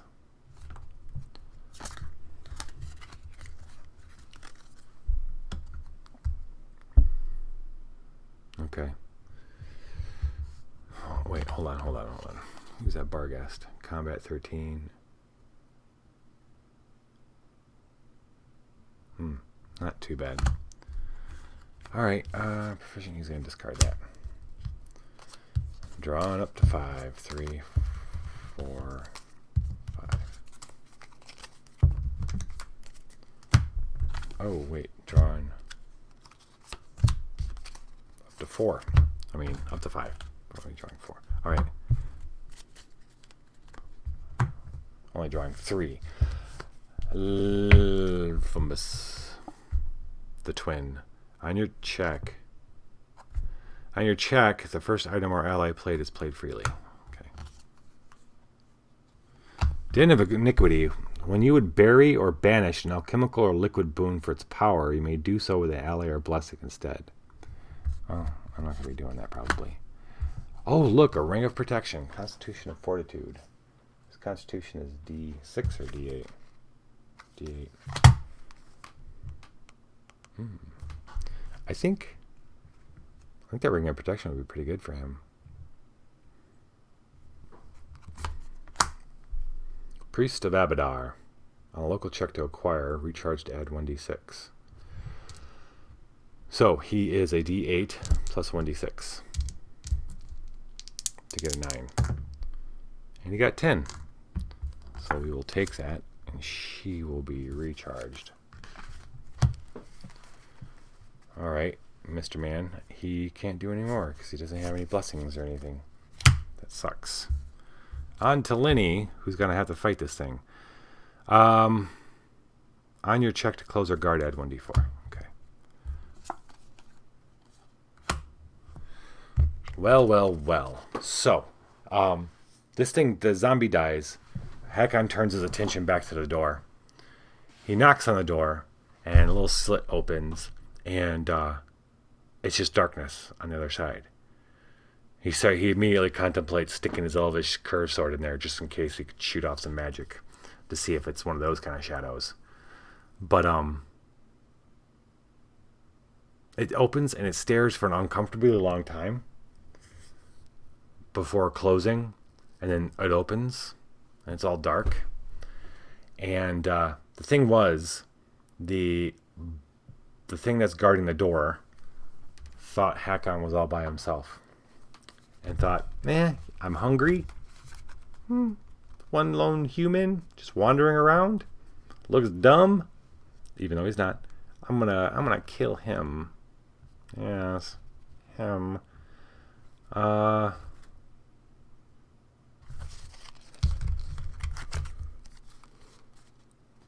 know what? I think we're gonna give Hakon the chance. I'm going to cast Confusion. This is Lenny's turn. She's going to cast Confusion. When she encounters a monster, banishes it and evade it, another local character may encounter it. Hakon, as this thing comes out of the shadows to come get him, Lenny's right there, and looks down in surprise, and she casts her little befuddlement kind of thing, and it looks, it goes, ah, ah. And it looks at Fumbus, and it's like, it's undecided, and it's ugly. You're an ugly fucker, Hakon says, as he prepares his Elven Curve Blade. Let's do it. This thing's an awesome weapon. +4. So I need a 9 on those two. I think I could take a little bit more. I'm going to go ahead and discard a card.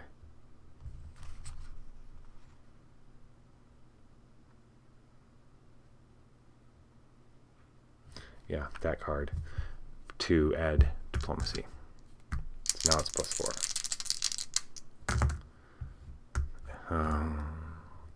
6, 7, 8, 9 +4 is 13. Wow. That's like the third roll tonight that's been like dead on. Nah, maybe more than that actually. This thing's like Confusion works completely to Hakon's advantage. The way it looked right before Lenny cast their little thing, it looked like it was definitely ready to eat Hakon as Hakon came in the door. Hakon takes that minute of opportunity, or it's 5 seconds opportunity to run the sword, his elven curved blade up through its head, up through here and out here. There's a curtain. There was a little opening foyer area. There was a little curtain there. They hear some calling out and a lot of chatter going on in another room. So no one hears the bar guest, the guy who was guarding the door, fall down and die on the doorstep.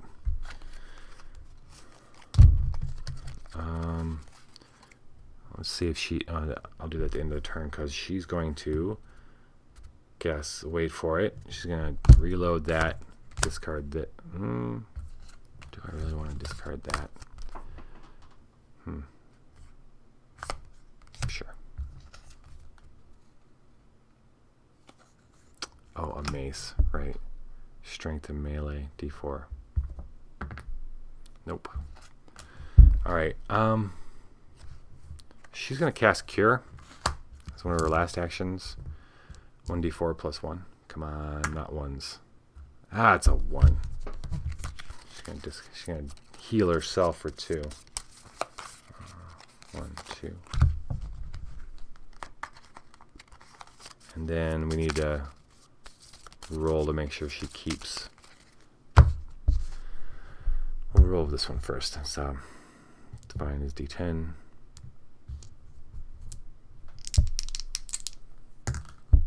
7. What'd she need? 8? Well, she's got +3. So it looks like she gets to recharge this. And what about Confusion? Arcane or Divine? Yeah, same. 9. All right. Those were crucial rolls. Guess what? It's dungeon news time. Why don't you take it away, Lich? Hello, monsters. I'm the Lich, and it's time for Dungeon News. Yes, I survived Gormoth's going away party. Barely. I think I drank so much ogre mead that I'm almost alive. Let's get this news over with. I gotta get back to bed. Let's see, the Great Dungeon Scavenger Hunt starts next week. Yeah, we all love the Scavenger Hunt, right? This year's hunt has been designed by the ghouls on level 1. This will be their first time, so I'm excited to see what they put together. Sign up starts soon. Remember, it's a team sport again. And we will not do any more solo scavenger hunts. No more. R.I.P. Mogwai the little frog dude. And finally, this one's important, okay? No bonfires except in designated areas in the dungeon. There's too many magic hotspots around, and we don't need another fire elemental incident, alright? Horace the Bugbear still looks pretty weird without hair. No offense, Horace. Alright, monsters. Have a great week. Viva la dungeon. Alright, thank you, Lich. Okay, so Hakon's up. We're just in the foyer of this den of iniquity. We just killed the door guy. And Hakon pulls back the curtains. We need to hurry, too. Sands of the hour. Nothing's going on. What's the first thing we're met with? Mithril chain shirt. Nice. Constitution D8.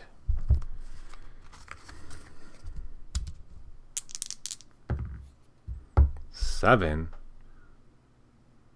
No pluses. We did not. Whatever that was going to be, we did not get it. Well, I don't get any of it. 1, 2, 3, 4, 5. That was his turn. He doesn't have any other blessings. Man, we are going through these blessings too quick. The start of your combat check. All right, if we start a combat check, I'll read that. Oh boy, it's a combat check. Hakon opens the curtain, and standing right there on the other side of the curtain is a zombie. Shit. Can we get away from these guys? All right. Good thing is that means we're going to close this place.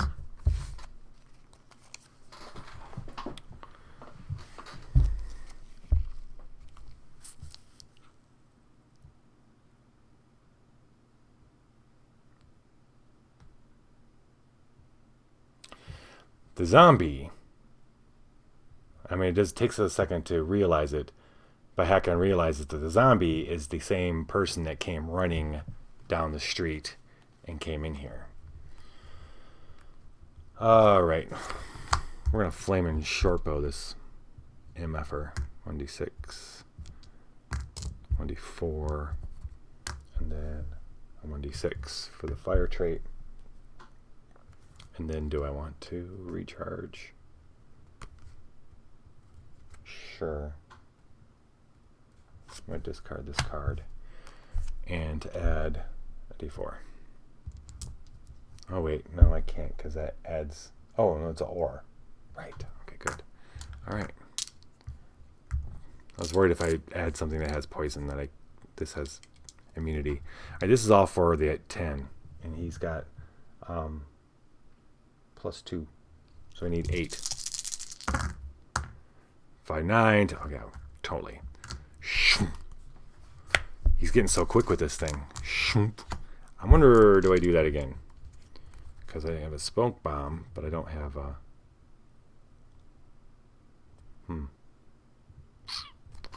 Let's do it again. So it's a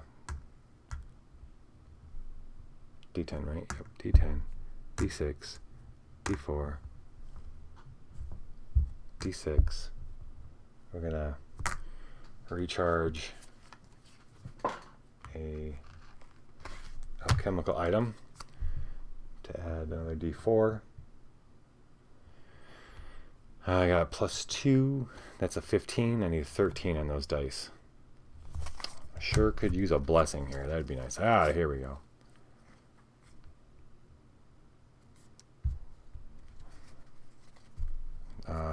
Hakon with a bless. Another D10. Feeling good. Feeling good.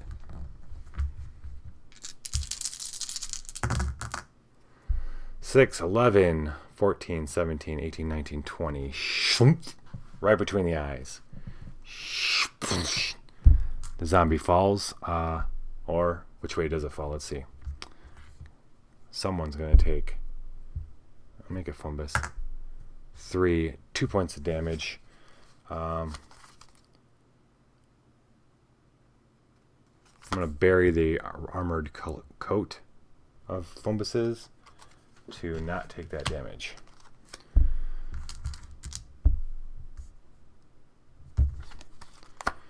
So the zombie falls, and it kind of falls on him, but the armor helps keep him from getting any kind of scratches or anything like that, which might have given him the disease. Alright, because we defeated them though, we can roll a 1d8. Roll a 1d8. As long as it's more, and it is, we can close this bad boy. Closed. Either bury a random boon and suffer the scourge drained, or bury an alchemical boon. Wow. Tell me how I do. This is the alchemical boon I have. Kind of sucks, but I'd rather do that than get the drained scourge, I think. So he's going to bury that. So look around, and there's people, looks like as, it looks like some kind of poker game for evil people, because everybody looks like hardcore, but they're all like scared, and they're all like backed away in corners, and because the zombie guy had run in, and they figured maybe they were going to eat him or something. And it's not really vampires, but they're not. It's a pretty shady place. But he had scared them. As a person sitting nearby on a chair the zombie was kind of mauling them before the team came in. Fumbus, the lady's like, help. And Fumbus takes out his healing potion and pours it on to help heal her. She thanks him profusely. And Hakon says, do you know who this man was? Do you know where he came from? He said he was at some party uptown. Where's uptown? Just out the street and to the north. He looks at the other two. He's like, let's go. So we close this location. When closed, you may banish an ally or a blessing to draw an alchemical or liquid boon from your berry pile. Ooh, from the berry pile. Really? Banish an ally or a blessing. Does Fumbus have an ally or a blessing in his hand? He does not. Boo. That's okay. These are gone. I think, right? No.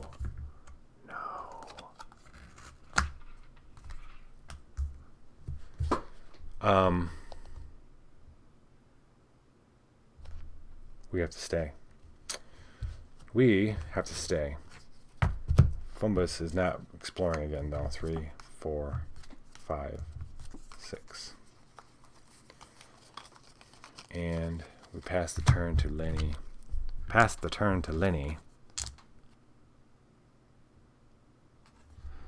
The unicorn. Your check to acquire is blessed. Well, nothing's acquiring. So the heroes turn and go back out. As they're leaving, literally walking out the front door onto the street, a woman says, "Oh." And Lenny turns, and this woman is obviously half-elf, looks noble. Odd that she's out wandering by herself, though. And she looks at Lenny and she goes, "Oh, you haven't seen a young gentleman." And she describes the man who they just killed as a zombie. And Lenny kind of scrunches her eyes as Hakon and Fumbus come out. Now Lenny is going to attempt to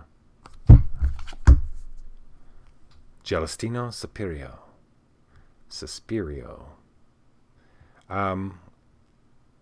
We're going to take her out. Combat 14. Lenny's going to take care of the combat part. And then maybe Hakon can do the other part. Okay. She's going to discard a card. Heavy card. Yeah, we don't want heavy crossbow. She's going to discard a card to assume an animal shape. She's going to take the 14. Oh, when you encounter this monster, succeed a wisdom, perception, or stealth check. Wisdom. Perception. Wisdom +2. D10 +4. She's got it. She automatically got it. Before acting, another local character summons and encounters the story-bane plague zombie. So they all three come out. They turn just as she says, "Hey, you haven't to seen." She explains it. And just then, a zombie comes out of the mist. The mist is starting to get misty. It's starting to get late.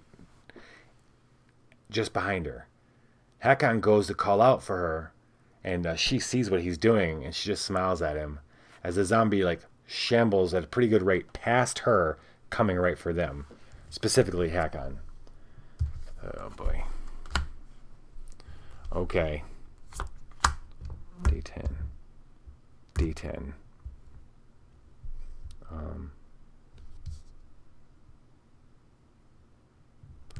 D10.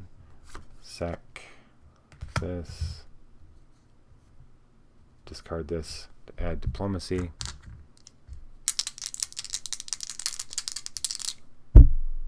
That's for the 10, right?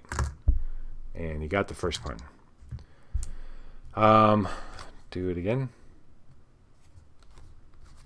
Yes. Hakon's going to need to be healed. All right, now we need 15. Who can drop a blessing? She can. Lenny's going to bless him for a D10. 8, 9, 10, 14, 17. 2 swoops. 2 swishes. And it's like arms off, head's gone. After acting, well, let's see if he takes any damage. 2, he takes 1 point of damage. Oh, well, he's not, because he's going to reveal the helm. So this thing kind of falls and grabs at him, but this helmet slides off his helmet.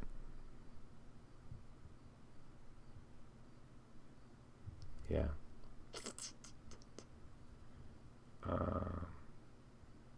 Okay. Do I reveal? I just revealed it. Okay. That's his card. All right. So Plague Zombies dead. That's when Lenny decides she's got to attack this chick. She's already kind of iffy about her.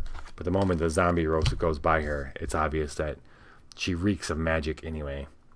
Dark magic. So Lenny goes for the throat.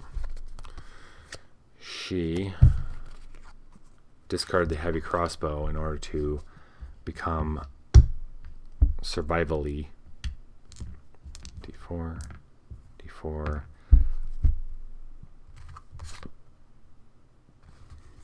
She's going to use her trumpet. Blessing on a local check, buried to bless twice. So that's 2d10. So she got 3d10, 2d4 in order to get Thunder Chicken. Thank you for the cheers, my friend. 16, 19. Oh, yeah. So she, in order to get, it's all claws and fangs. All claws and fangs. This half-elf woman doesn't expect this from Lenny at all. Although she did just see Hakon two-shot her zombie. But Lenny leaps. And as she's leaping, she's cat mouth, cat claws. She rends through her shirt. Ah! And then... Ah! I'm gonna... The second thing... Oh, wait. That's an or. Oh, I guess I could have... Yeah, doesn't matter. It's not an and. As I thought it was. This Justelina, the woman, screams out in pain and pushes Lenny off of her and goes racing up the street, moving way faster than Lenny would have expected after what she just did to her. Now, running up the street means she's going to... Let's see. We've got 2 locations left, thankfully. We're going to... Grab an omen or a blessing. A blessing.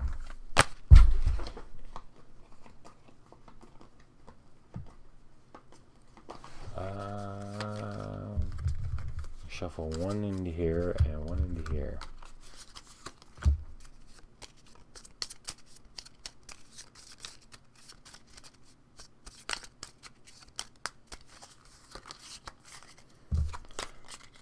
So we're now chasing this half-elf woman who seems to either be immune to zombies or possibly controlling them somehow. We're not quite sure. We're trying to find her in... So past the shops in this part of the city is a row or 2 of abandoned houses and jacks and stuff. And it's just after that is a more affluential district. And the affluential district actually kind of likes this barrier of abandoned shacks and homes to keep the ruffians and evil and nasty things in certain parts of town. So the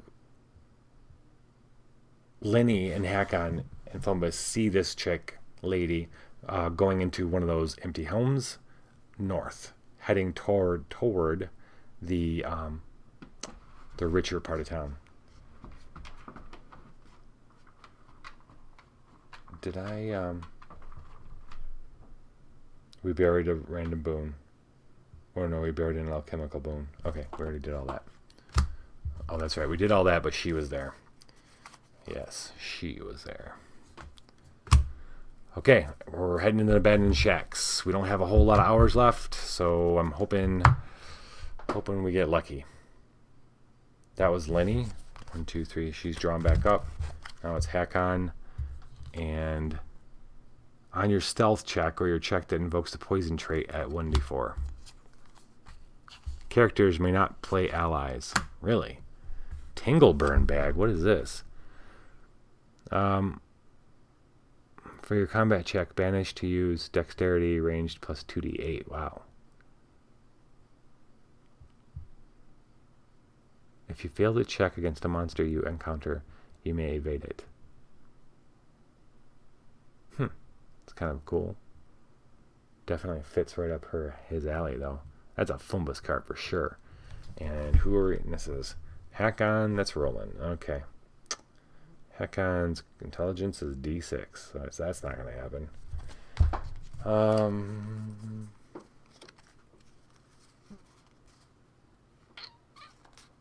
he doesn't really have anything to get it. I guess we're passing that sweet tangle bag up. Oh, Hakon. He's going to draw 2, 3, 4, 5. He drew a blessing, which he'll use to explore more, because we need it. Sands of the Hour, no effect.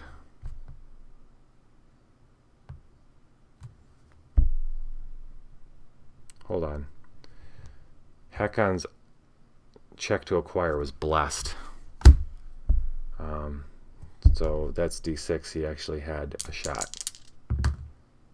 And sure as hell, he got it. Awesome.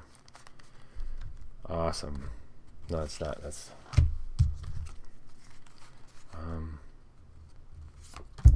Okay. Now it's Lenny's turn. Or Fumbus. And that's... Sands of the Hour.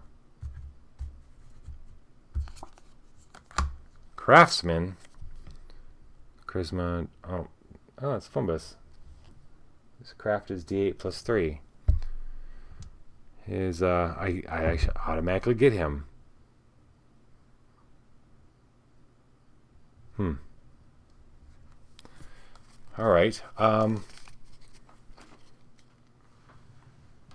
As they're moving up towards the shacks and about to moving in, Fumbus stumbles on what he thinks is just like some clothes on the ground, or like something sturdy. Like he's not sure what he tripped over, and he looks, and he's disturbed this man who stands up.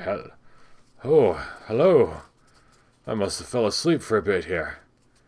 How are you? Fumbus strikes up a conversation with the guy. Turns out he's a craftsman. Turns out maybe he's the one that owned the store down the road. But after the riots, now I have nothing. Nothing. Well, you know what's great about you, buddy? I can discard you to explore. That's exactly what we're going to do. Holy water. Holy water. Wisdom, D4. Okay, I need a D4. Holy crap. Got it. Okay. Locate undead helps, of course. All right. Thank you, buddy.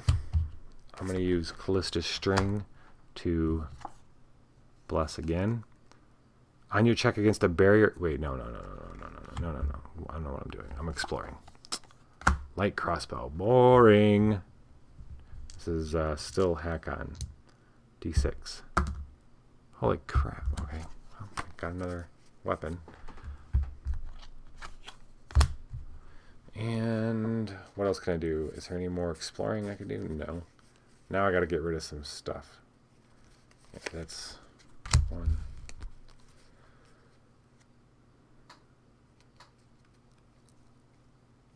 2.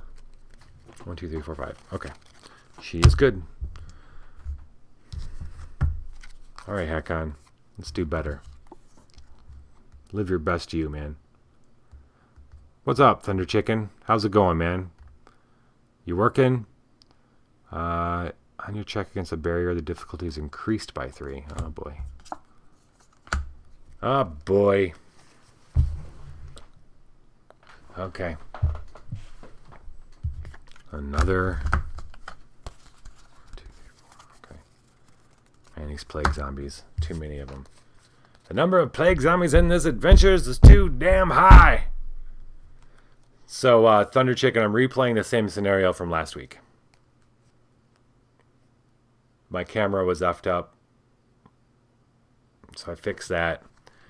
And I was playing kind of wrong. I had buried this, didn't know I still had it, and it kept calling for me to counter them, and I used zombie minions, which stats are different.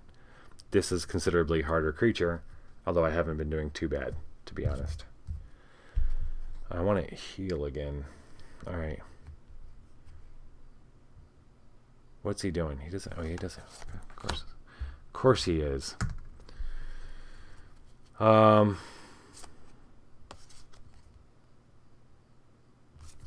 discard this to. Wait a minute. If I evade this thing, I won't have to. We want to defeat it. We definitely want to defeat it. Defeat. That's a recharge. That's a blessing.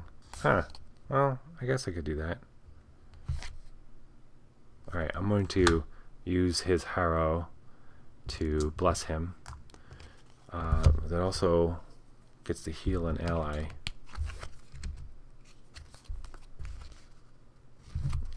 Let's you gotta go over here.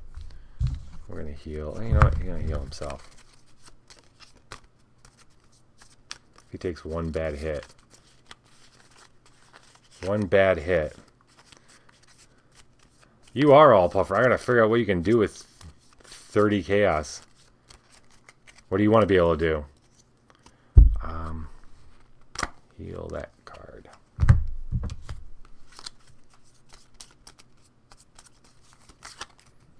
Alright. That goes there. That goes there. Alright, he has plus. Did I discard a card to do that? I did. So.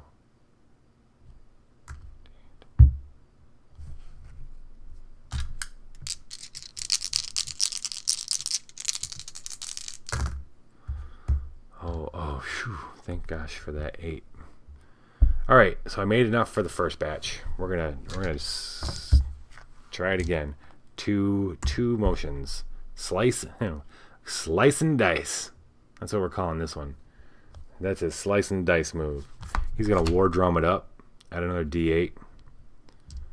And then screw it. I'm gonna discard this to wait, hold on. Should I do that? 1, 2, 3, 4, 5. Yeah, he's alright. He's gonna go ahead and sacrifice that to add another D8 plus 1. Puts it at D4. I mean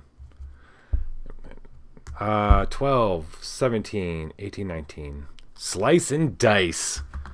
That Elven curve blade's pretty awesome. That was a recharge, right? Yeah. Recharge this. Plague Zombie's dead. Oh wait, he might take damage. 2, he's gonna take 1 point of damage. I don't want to lose. Oh crap. He's losing his Elven curve blade. Boo. Boo. Okay, but it's dead. That's what matters. And we roll a 1d8. I roll a 6, which is more than the 3 cards that are here, which are 4 cards, which means we can close it. Oh wait, summon and defeat the danger. First, the danger is Bloodveil. Uh-oh.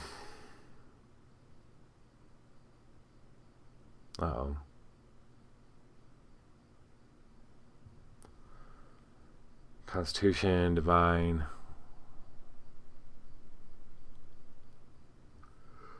Say, no. He doesn't have, does he have knowledge? Oh, he does have knowledge. D8 plus 2. Oh, that's cool. D8 plus 2. 9. So, he sliced and diced this plague zombie, and blood sprays on his face. And he very carefully, because he knows that the virus is spread by the liquids a lot of times. So he's very careful to wipe it all off, using that knowledge to keep himself safe. All right. We break on through. Oh, crap. There's only... Not crap, but that's awesome. So, yeah, the first house they went into had a plague zombie in it. And we killed that. And then there was nothing else in this house. They exited out the other door. There's another door on the other side. And they find themselves on a street where one side has a bunch of abandoned shacks and stuff, and the other side has some really rich mansions. It only takes like our manners. One look down and there's this girl running on the street. Everybody draws their stuff. Fumbus has got a flaming arrow, and she comes running, and then she tries to go around them, and they realize that she's alive, and Heck goes, wait, come here, and she stops, and she looks super wild-eyed, and she's like, I can't stop, the dead.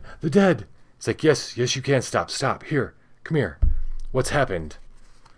I was at a party, and everyone, there's dead people, they're eating people, and there's more of them. Where's the party? Can you show us? It's down there. I don't want to go back. Well,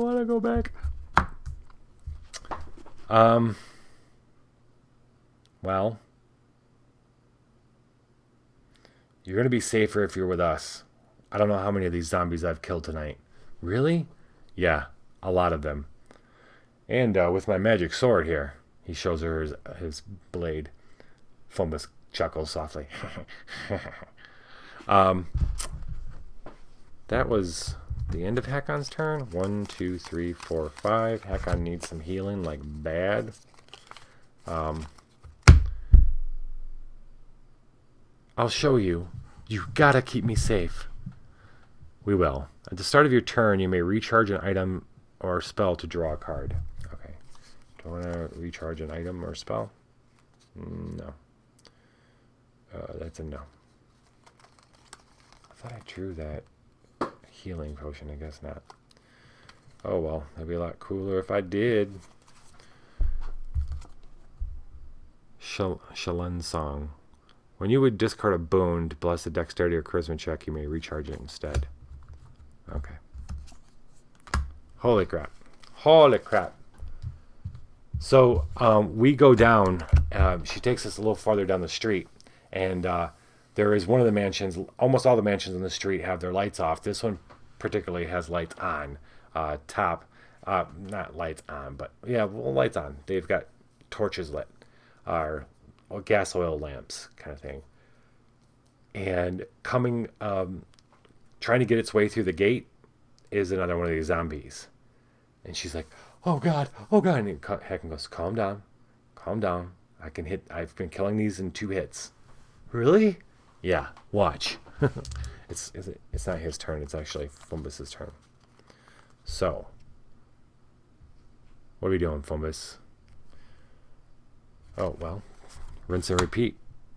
This is that, and this, and this, and this. For 10. Well, he's got +2. Yeah. So for 8. Alright, that feels pretty good. This for 8. 6. 10, 14, 15. Yep. So, 1 arrow. Slowing her down. And she's trying to get through the gate. She's trying to get out. This zombie's trying to get out at them. He's like, up against the gate. And Fumbus shoots her once. And then we're going to do the exact same thing again. But we're going to discard a card or recharge. Or recharge the whole... Wait a minute.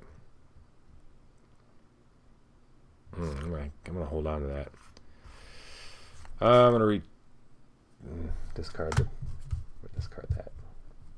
To add another D4. Yep. I think that's it. Well.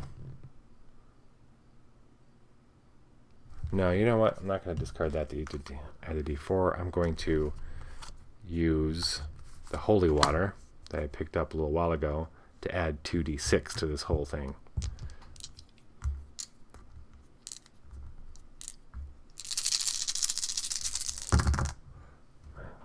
8, 11, 15, 16, 17. Got enough. So Fumbus hits her with the the fire arrow, and then has the moment the arrow hits, he's already got a flask of water, holy water, in his hand, and he throws it, and it smashes on the zombie's face, and the zombie's face starts deteriorating. It's screeching and grabbing at its face as it falls to the ground, and its whole head melts underneath the Holy water. After acting, does it land on him? Nope. No damage at all. Alright, so that was a... I'd say Divine Check 6. I don't have Divine. Boo. It's on 1d4. 4. Wish I had a couple pluses there. That'd be tight.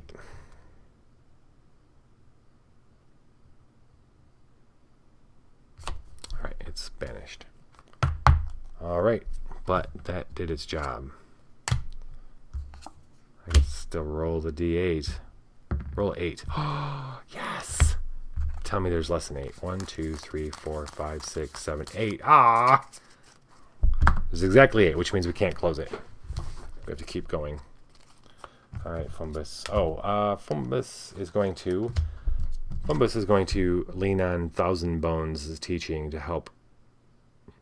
You may bury to heal a character 1d4 plus 1 card. So we're going to heal Fumbus 5 cards. Well, 3.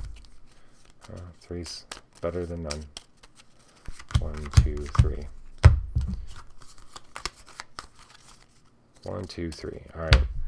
That's Thousand Bones. We used him.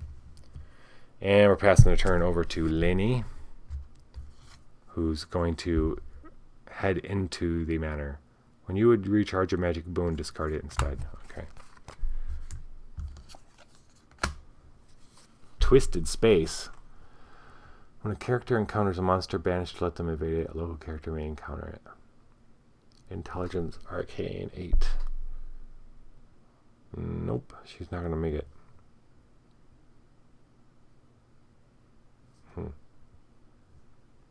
No luck. What's a spell?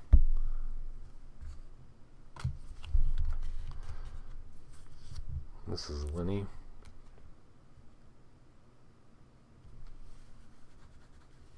Alright, so she's going to reload the Teamster and discard this to explore again. Oh, man. So she opens the door. She goes to the open door. And there's a huge fat zombie that's struggling to get off the couch. And it finally does on its knees. And it's crawling at her. Another red-faced plague zombie. Red-faced plague zombie. Alright, what are you doing? She's going to discard a card to do this and this and this for the 10. She gets plus 5, so she just needs 5 on both of this.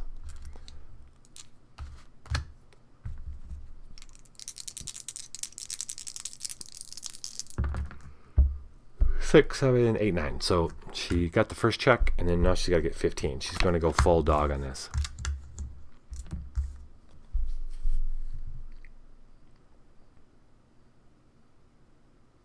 Same deal. This thing's coming out of the house. She leaps. Same deal as the last time she fought a zombie. She leaps in mid-air, changes into something like akin to a mountain lion, hits this thing square in its chest and knocks it back and leaps on top of it. And now she's going full throat, just like before. Let's see what happens. Full throat.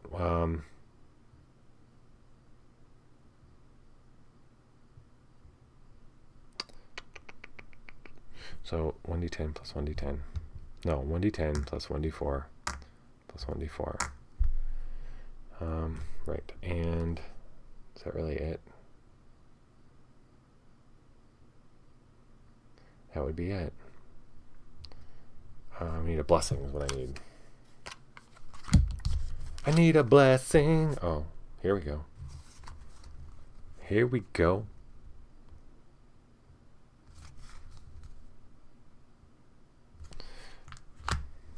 Hakon's going to bless her. Bless her heart.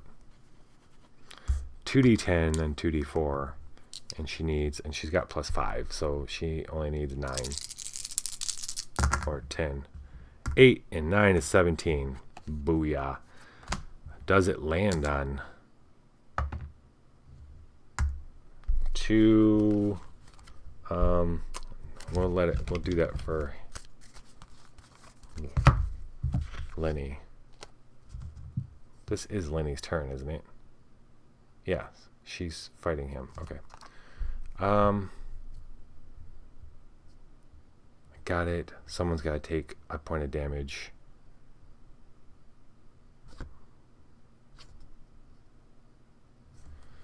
I'll let it be her. Lenny. It's his. Oh, it's his discard pile. The zombie is dead. It falls to the ground, and we're finally moving into the house. But we get to roll again. 2. That's not the same. Right. Oh, no. Lenny needs to draw up to 5. 1, 2. Heck on. Getting really low here. When you would discard or bury an armor you play, you may recharge it instead. Yes. So they go into the house, and that woman's there. And she's got her back to him. She's pouring a glass of wine out of decanters. And there are bodies of people everywhere. On the floor. On stairs. It's grotesque. Hanging over the makeshift bridge she has. And there's a lot of blood. What has happened here? This is Hakon's turn, right? I don't know how I ended up with the flaming. Oh, that's his. Okay. Shoot. First thing he was going to do, we should do this first. He was going to use this priest. Hakon's going to use this priest of Pharasma to heal a local character 1d4 plus 1. 5, yay! That works. 1, 2, 3, 4, 5. That works great, actually. Thank you, priest of Pharasma. Priest of Pharasma sounds like a medication of some sort. Be sure when you take Pharasma, you may get bloody stool. Fork knuckle. Right. Wisdom, perception, or stealth check. Wisdom, perception, or stealth check. Wow. That is, none of that is up his alley. Oh, and somebody else has got to fight up. Well, he did get a 4. Or the monster is evaded. Well, the monster's evaded. That sucks. He needed one more.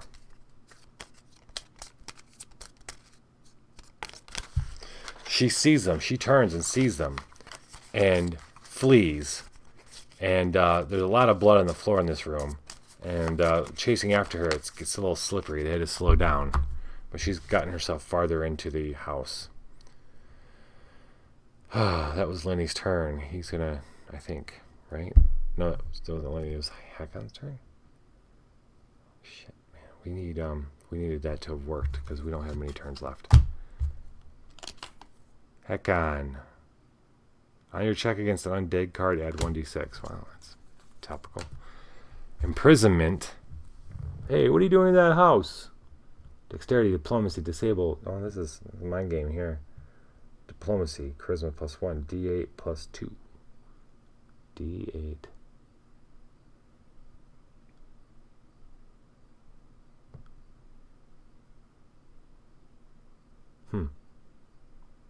If undefeated, suffer the Scourge's dazed and entangled. If defeated, remove the Scourge's dazed and entangled and summon and encounter an ally.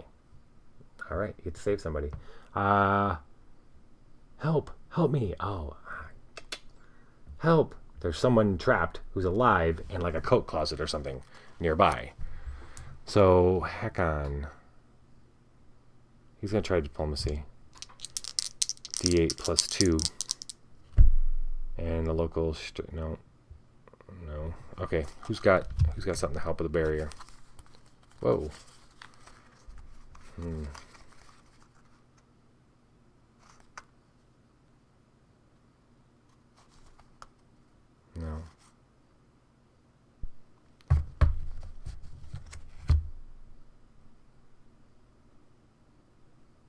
No.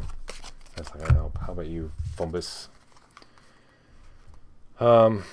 No, no. Oh, wait. Hold on. Lock, retract. Yes. All right.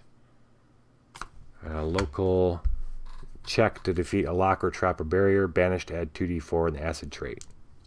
Okay. 2d4. Psst. We need...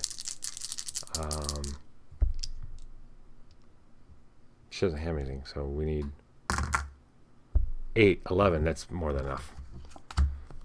Do I encounter? Summon and encounter an ally. Hakon says, do you have the plague? No. Do you have any red around the top of your head? No. All right, I'm going to let you out. Don't be a zombie.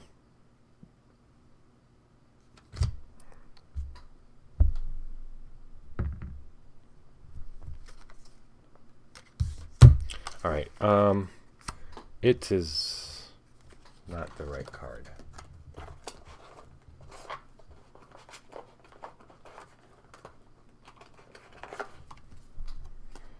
Naval hero. Thank you. Charisma, diplomacy. All right, charisma. Charisma for Hakon. And he's going to go ahead and use his Corvosan Dandy kind of patter. It's a Corvosan Dandy patter to talk her up. Recharge to add 1d6. Okay. So 1d8 plus a 1d6 plus his plus 2. She needs a 9. 7, 8, 9. Hakon flashes a smile and says, I'd have sure like to know what else has happened here. Well, a band of undead came. I think the woman whose house this is behind it. Tall half-elf? Yes. Have you seen her? Yeah, she's here. We need to find her. That was a recharge for Hakon. Oops. Alright, Hakon. He's gonna... Wait.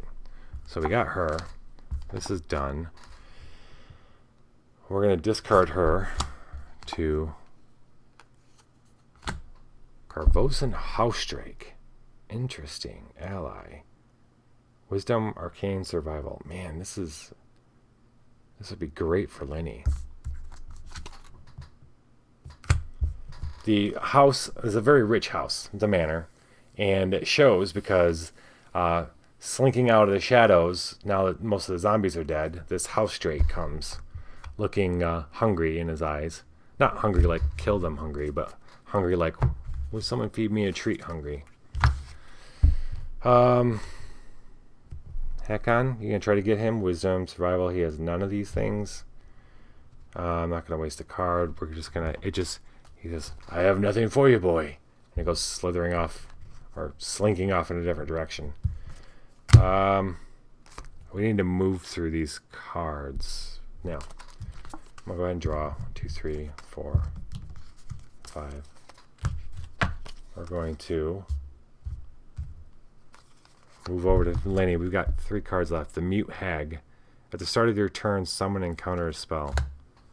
Okay, don't have to tell me twice. Be a good spell. Sanctuary. When a local character encounters a monster, banish to let them evade it. Reload the monster into its location. Wisdom and Divine. Blah.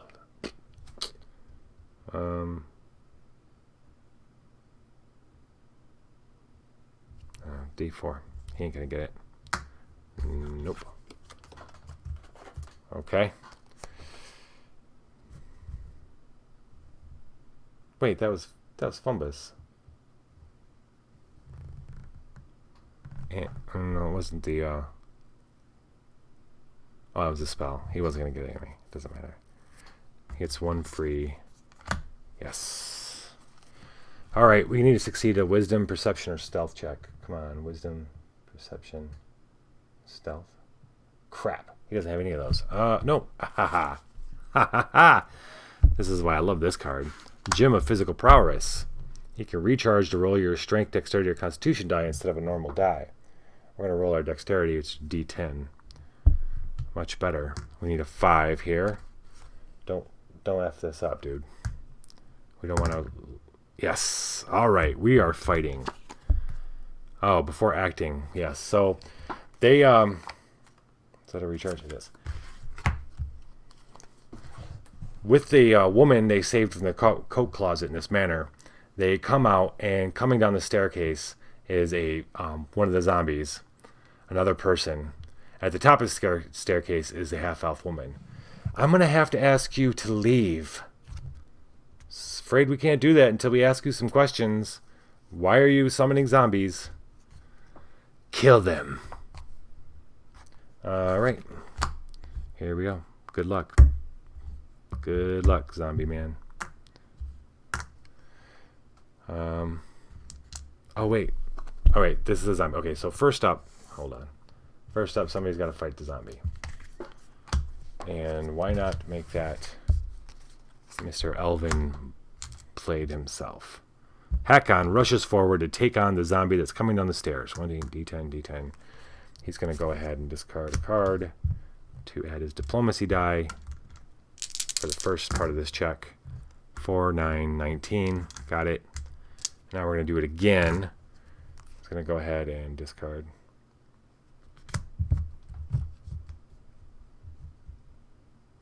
To add it. And he's going to do Horn of Battle Clarity. Yeah, because he doesn't want to take any damage. Oh, another 1d8.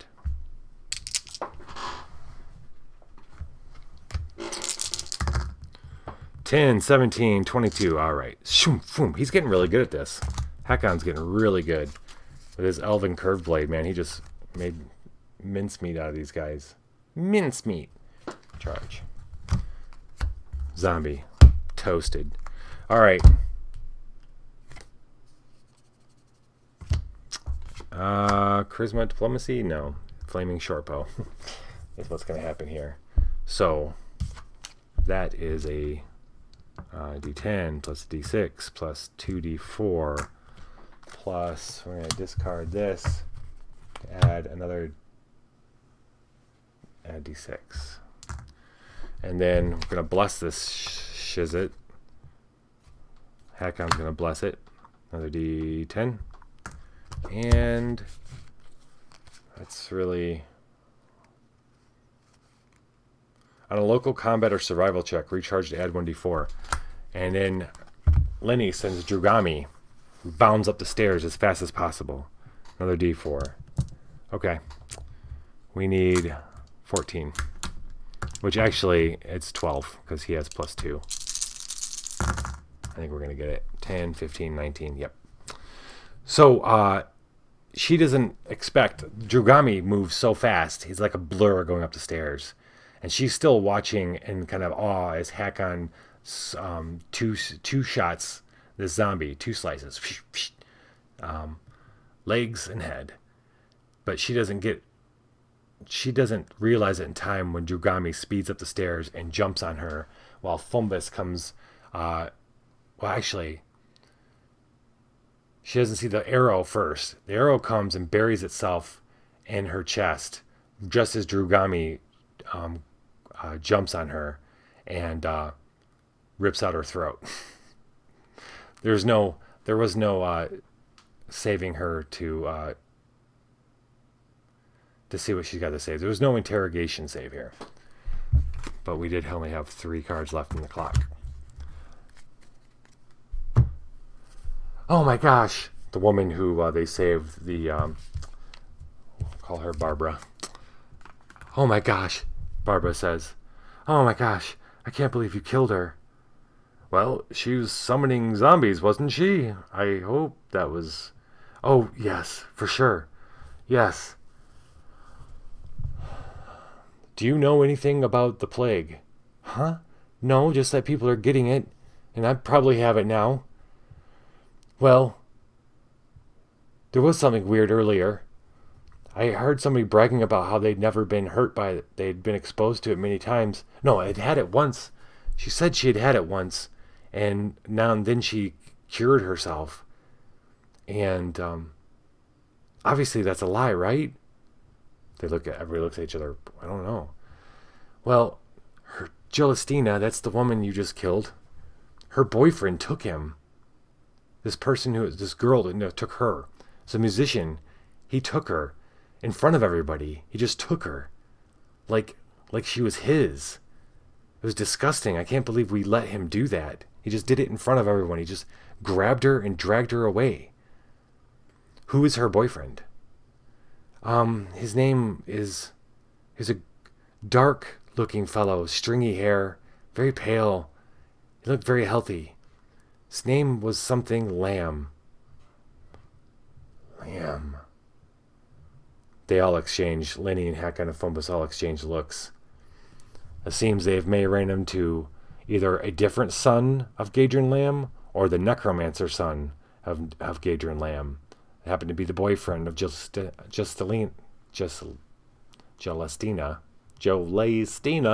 Suspirio. This lady. What did he have to do with this? And why were you here? She threw a party. She invited all of us. And then about halfway through the party, after her boyfriend had left with that girl, zombies, these creatures just came walking in like they're alive but dead. Is this what happens when you get sick with this disease? Yeah, I think so. Oh gosh. Oh. They take her home. They escort her home, and they go back to the headquarters of the guard headquarters. The Field Marshal Croft sends people out to investigate the manor. They don't find anything. Nothing that would suggest that this lady was anything more than just a crazy person. But they do have one more lead. Whatever lead it is, you find out where this Gadrin Lamb's son is, and why he took the woman, and did the woman really cure herself of this disease. And that's what we'll be doing next week, for sure. I'll be leveling these guys up, each with a hero point. Yes. They survived, and that's pretty good. They actually did really, really good. This was super fun. All right, that was that. We're going to find out where this takes us next week when they try to track down this Gadrin Lamb's son fellow. I forget what his name is. His name was... They told him, too. They told him a couple of missions back what this guy's name was. Rolf. Terrible name. Rolf Lamb. Thanks for joining. See you next week. Viva the Dungeon. Take it easy, Thunder Chicken. Have a great weekend, man. You too, McTeddy. Maybe see you tomorrow.